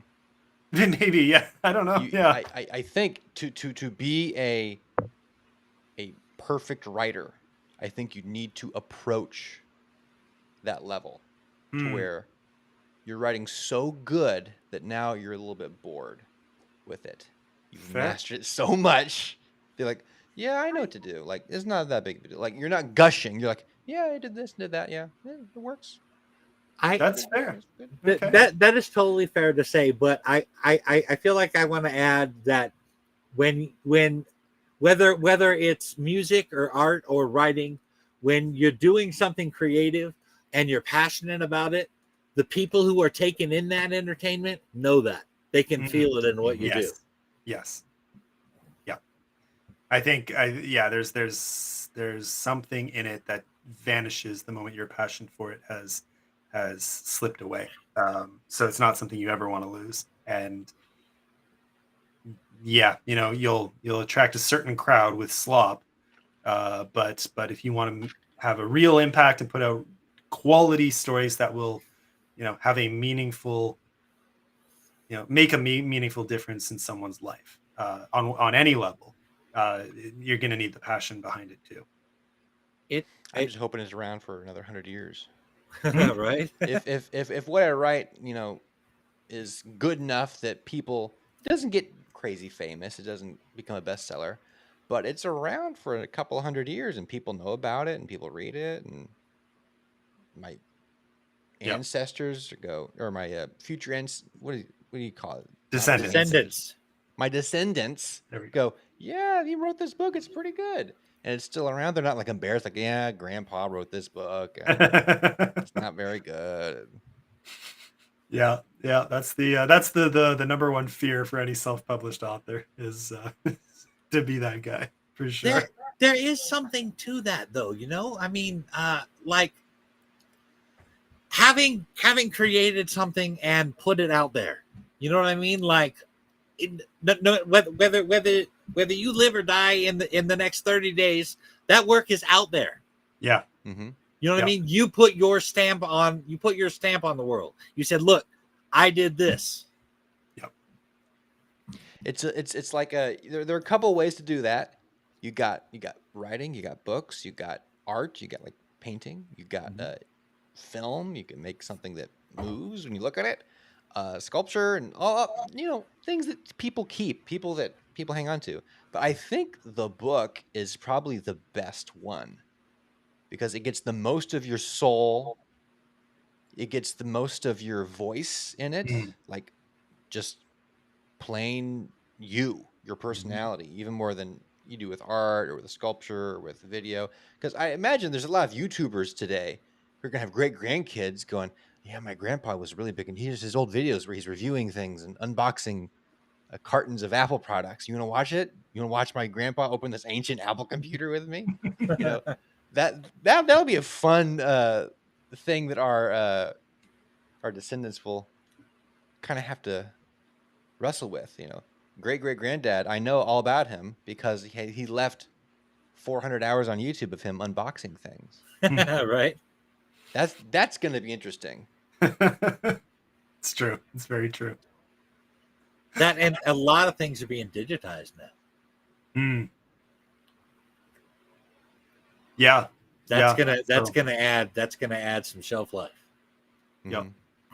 Yeah, people recording themselves, TikTok and Twitter and all this stuff. Like great granddad, you're going to be watch his whole life. Imagine how cool. You bring up that awesome point there. Imagine if your parents had YouTube back in like the 60s. Okay, imagine being able to go back and watch your dad when he was your age talking about shit online. Wouldn't that be cool? That'd be really neat. Maybe. I just came out of Star Wars. Here's what I thought about it. It was kind of new. Did some weird things. This story, I don't know where it's going to go. Right? That would be awesome. I'd love to see it's that. true. It's very true. Yeah, I mean, that is one of the wonders of the age we're in right now. We're at a time where history is suddenly, pending. Well, no, I mean, that's the thing is, history is now alive, is now our descendants will be able to look back on this and see this conversation and learn a lot about all of us. Yeah, true. Like, that's wild. That's also another side to it. I think perfectionism is it can be a good thing, but I think it's not that great of a thing because we want to leave things behind. We want to make those mistakes. Like I would have written 5 more books by now if I wasn't such a perfectionist. If I'd been so much time on this one thing, making it as good as possible, I would have had maybe that's a great thing. Maybe it'd be a mistake to have 5 things over the one thing. But I mean, we need to be willing to share things, leave parts of ourselves behind, not just hoard everything forever until we die. We have maybe 2 or 3 things, a few little bits of gold rather than a lot of gold. I mean, we gotta leave stuff behind. Hell yeah. It's that, something that's sir, is how we echo through eternity. There you go. Yeah. Like a note on that is that in the publishing world, there is a push to take it much slower. And some of these things do just take a lot of time, like getting feedback, that you mentioned took, 5 months, I think you said, Mike, and the editing process, like some of these things take time naturally. And sometimes we maybe prolong them more than we should or have to. And and as you get better, a lot of these things you do learn to do faster. Like on the writing side, you get into a rhythm and but some, like you said, sometimes you have to wait for that inspiration if you really want it to be quality. So there's trade-offs, and you find what works for you. And for some people that's going to be a slower pace, and for some people it's going to be faster. There's one author I know in our indie space, one of the top dogs, let's say, and I envy the heck out of him because he can write more than I think on my on a drug-induced day, I was able to write about 3/4 of what he does on a daily basis, literally. So I'm like, not a chance. That's never going to be me. I know my limitations, and I'm okay with them because I like the quality of what comes out in the time I put on a daily basis. And even that I do in sprints of probably about 3 months, and then I'll take maybe a week, 2, 3 off, assimilate, edit, and then I'll keep. You know what I mean? Like we all find what works for us, and then. But if you spend all your time hesitating, like you find what works for you, but then please do it. Don't experiment. If you never experiment, you'll never find that pattern that works for you, and then you'll never be able to actually leave that legacy, to put yourself out there and to make your mark on the world. So you have to at least do something now, and you have to put it out there for other people to scrutinize on some level, because the only way you really radically improve is to be tested in the furnace that is public opinion, which for a lot of people never told that you're doing things wrong, you'd never know what to improve. You don't know what to change. Exactly. Yeah. So, which honestly, once you get used to it, is a lot of fun. Seeing that growth, so it feels like growth suddenly gets supercharged. You suddenly become a better version of yourself much faster than when you were just trying to do it all on your own. I said something similar about my editors, and I came up with a phrase that I like to use in regards to editors. Editors are the polish that makes writers shine. Yeah. Yeah, we are getting deep. It's late. Well, late at night for us. It's not that late for you. It's 9:00. Yeah, it's like 9:00 here. Yeah. I will get all philosophical on you guys. It's my thing. Awesome. Love it. Yeah. Well, like you said, there's a lot of philosophy and deep thought that appeared in your book too. I love that. I love the blend of there's so much going on in this story. I can't wait to read it. I'd love to hear your thoughts on it when you get done with it. It's gonna be fun. Yeah. Well, I don't know about you guys. Well, I mean, poor Isaac, you're coming on the tail end, but it sounds like a long day too. So I don't know. I'm long day. Yeah. Okay. Yeah. So let's. You should be able to share that link with Isaac. I don't think I have a chat open with him. Okay. Sure. Yeah. I'll do that. Shoot it my way too. Will do. Yeah. Absolutely. Yeah. But anyways, let's call it a wrap before we take a nosedive into the deep philosophy at 12 a.m. because late night deep conversations are definitely a thing I fall into very easily. So. Oh yeah. Talk about aliens and time travel. Yeah. Oh, those are the days. Those were the days. Anyways, yeah. We all know what we're talking about. We're in good company here. Anyways. Mike, thank you so much for coming on. Hey, thank you so much for having me. Yeah, it was a total blast, and you know, I think you've done your story a lot of credit with a talk like this. Oh, awesome. So yeah, I'm impressed. I think anyone watching will be too. So yeah, what we'll probably do is split this. You know, so me just rambling for an hour beforehand, we can turn into a separate video maybe, and make sure this gets front and center with your picture on it, so people know Nice. this is a talk with you. We'll put your book links under and all that. Yeah, that'd be great. Yeah. You have those book links, right? Did I Yeah. send you those? Okay, good. Yeah, well, and I use your book link too from your profile, so we have Oh, all yeah, your okay. links. Yeah, we'll make sure it's Awesome. there. Yeah. So Awesome stuff. yeah. And anyways, thank you so much, and have an awesome night. Anyone still watching? I don't know how many are still live. Yeah, I think we're down back to normal numbers on YouTube. I think we lost a couple in that storm. It's so funny. Anyways, yeah. So to everyone watching the replay, thank you. Thank you so much, and be sure to give Mike a follow wherever you can. You can find him on Idiosyncrasy. You can find him on X primarily, right? At Menly Mike. Yeah, perfect. All your links are there too. Yeah, so we'll have both, and we'll have your X link as well. We do already, and we'll have it here too. Very nice. Yeah, so check out the description if you want to follow Mike, and otherwise, and go buy his book because it sounds amazing. So please do. And beyond that, give us a like and a follow and all that good stuff. You all probably already know where to find us on X. Nice and easy. So yeah, thank you everyone for watching. Thank you, Mike, again for being on with the two of us. This was a blast. Yeah, I think you've now officially, well, I guess including my portion, I think we're now officially, this is the longest show we've done. So nice. So very good. Yeah.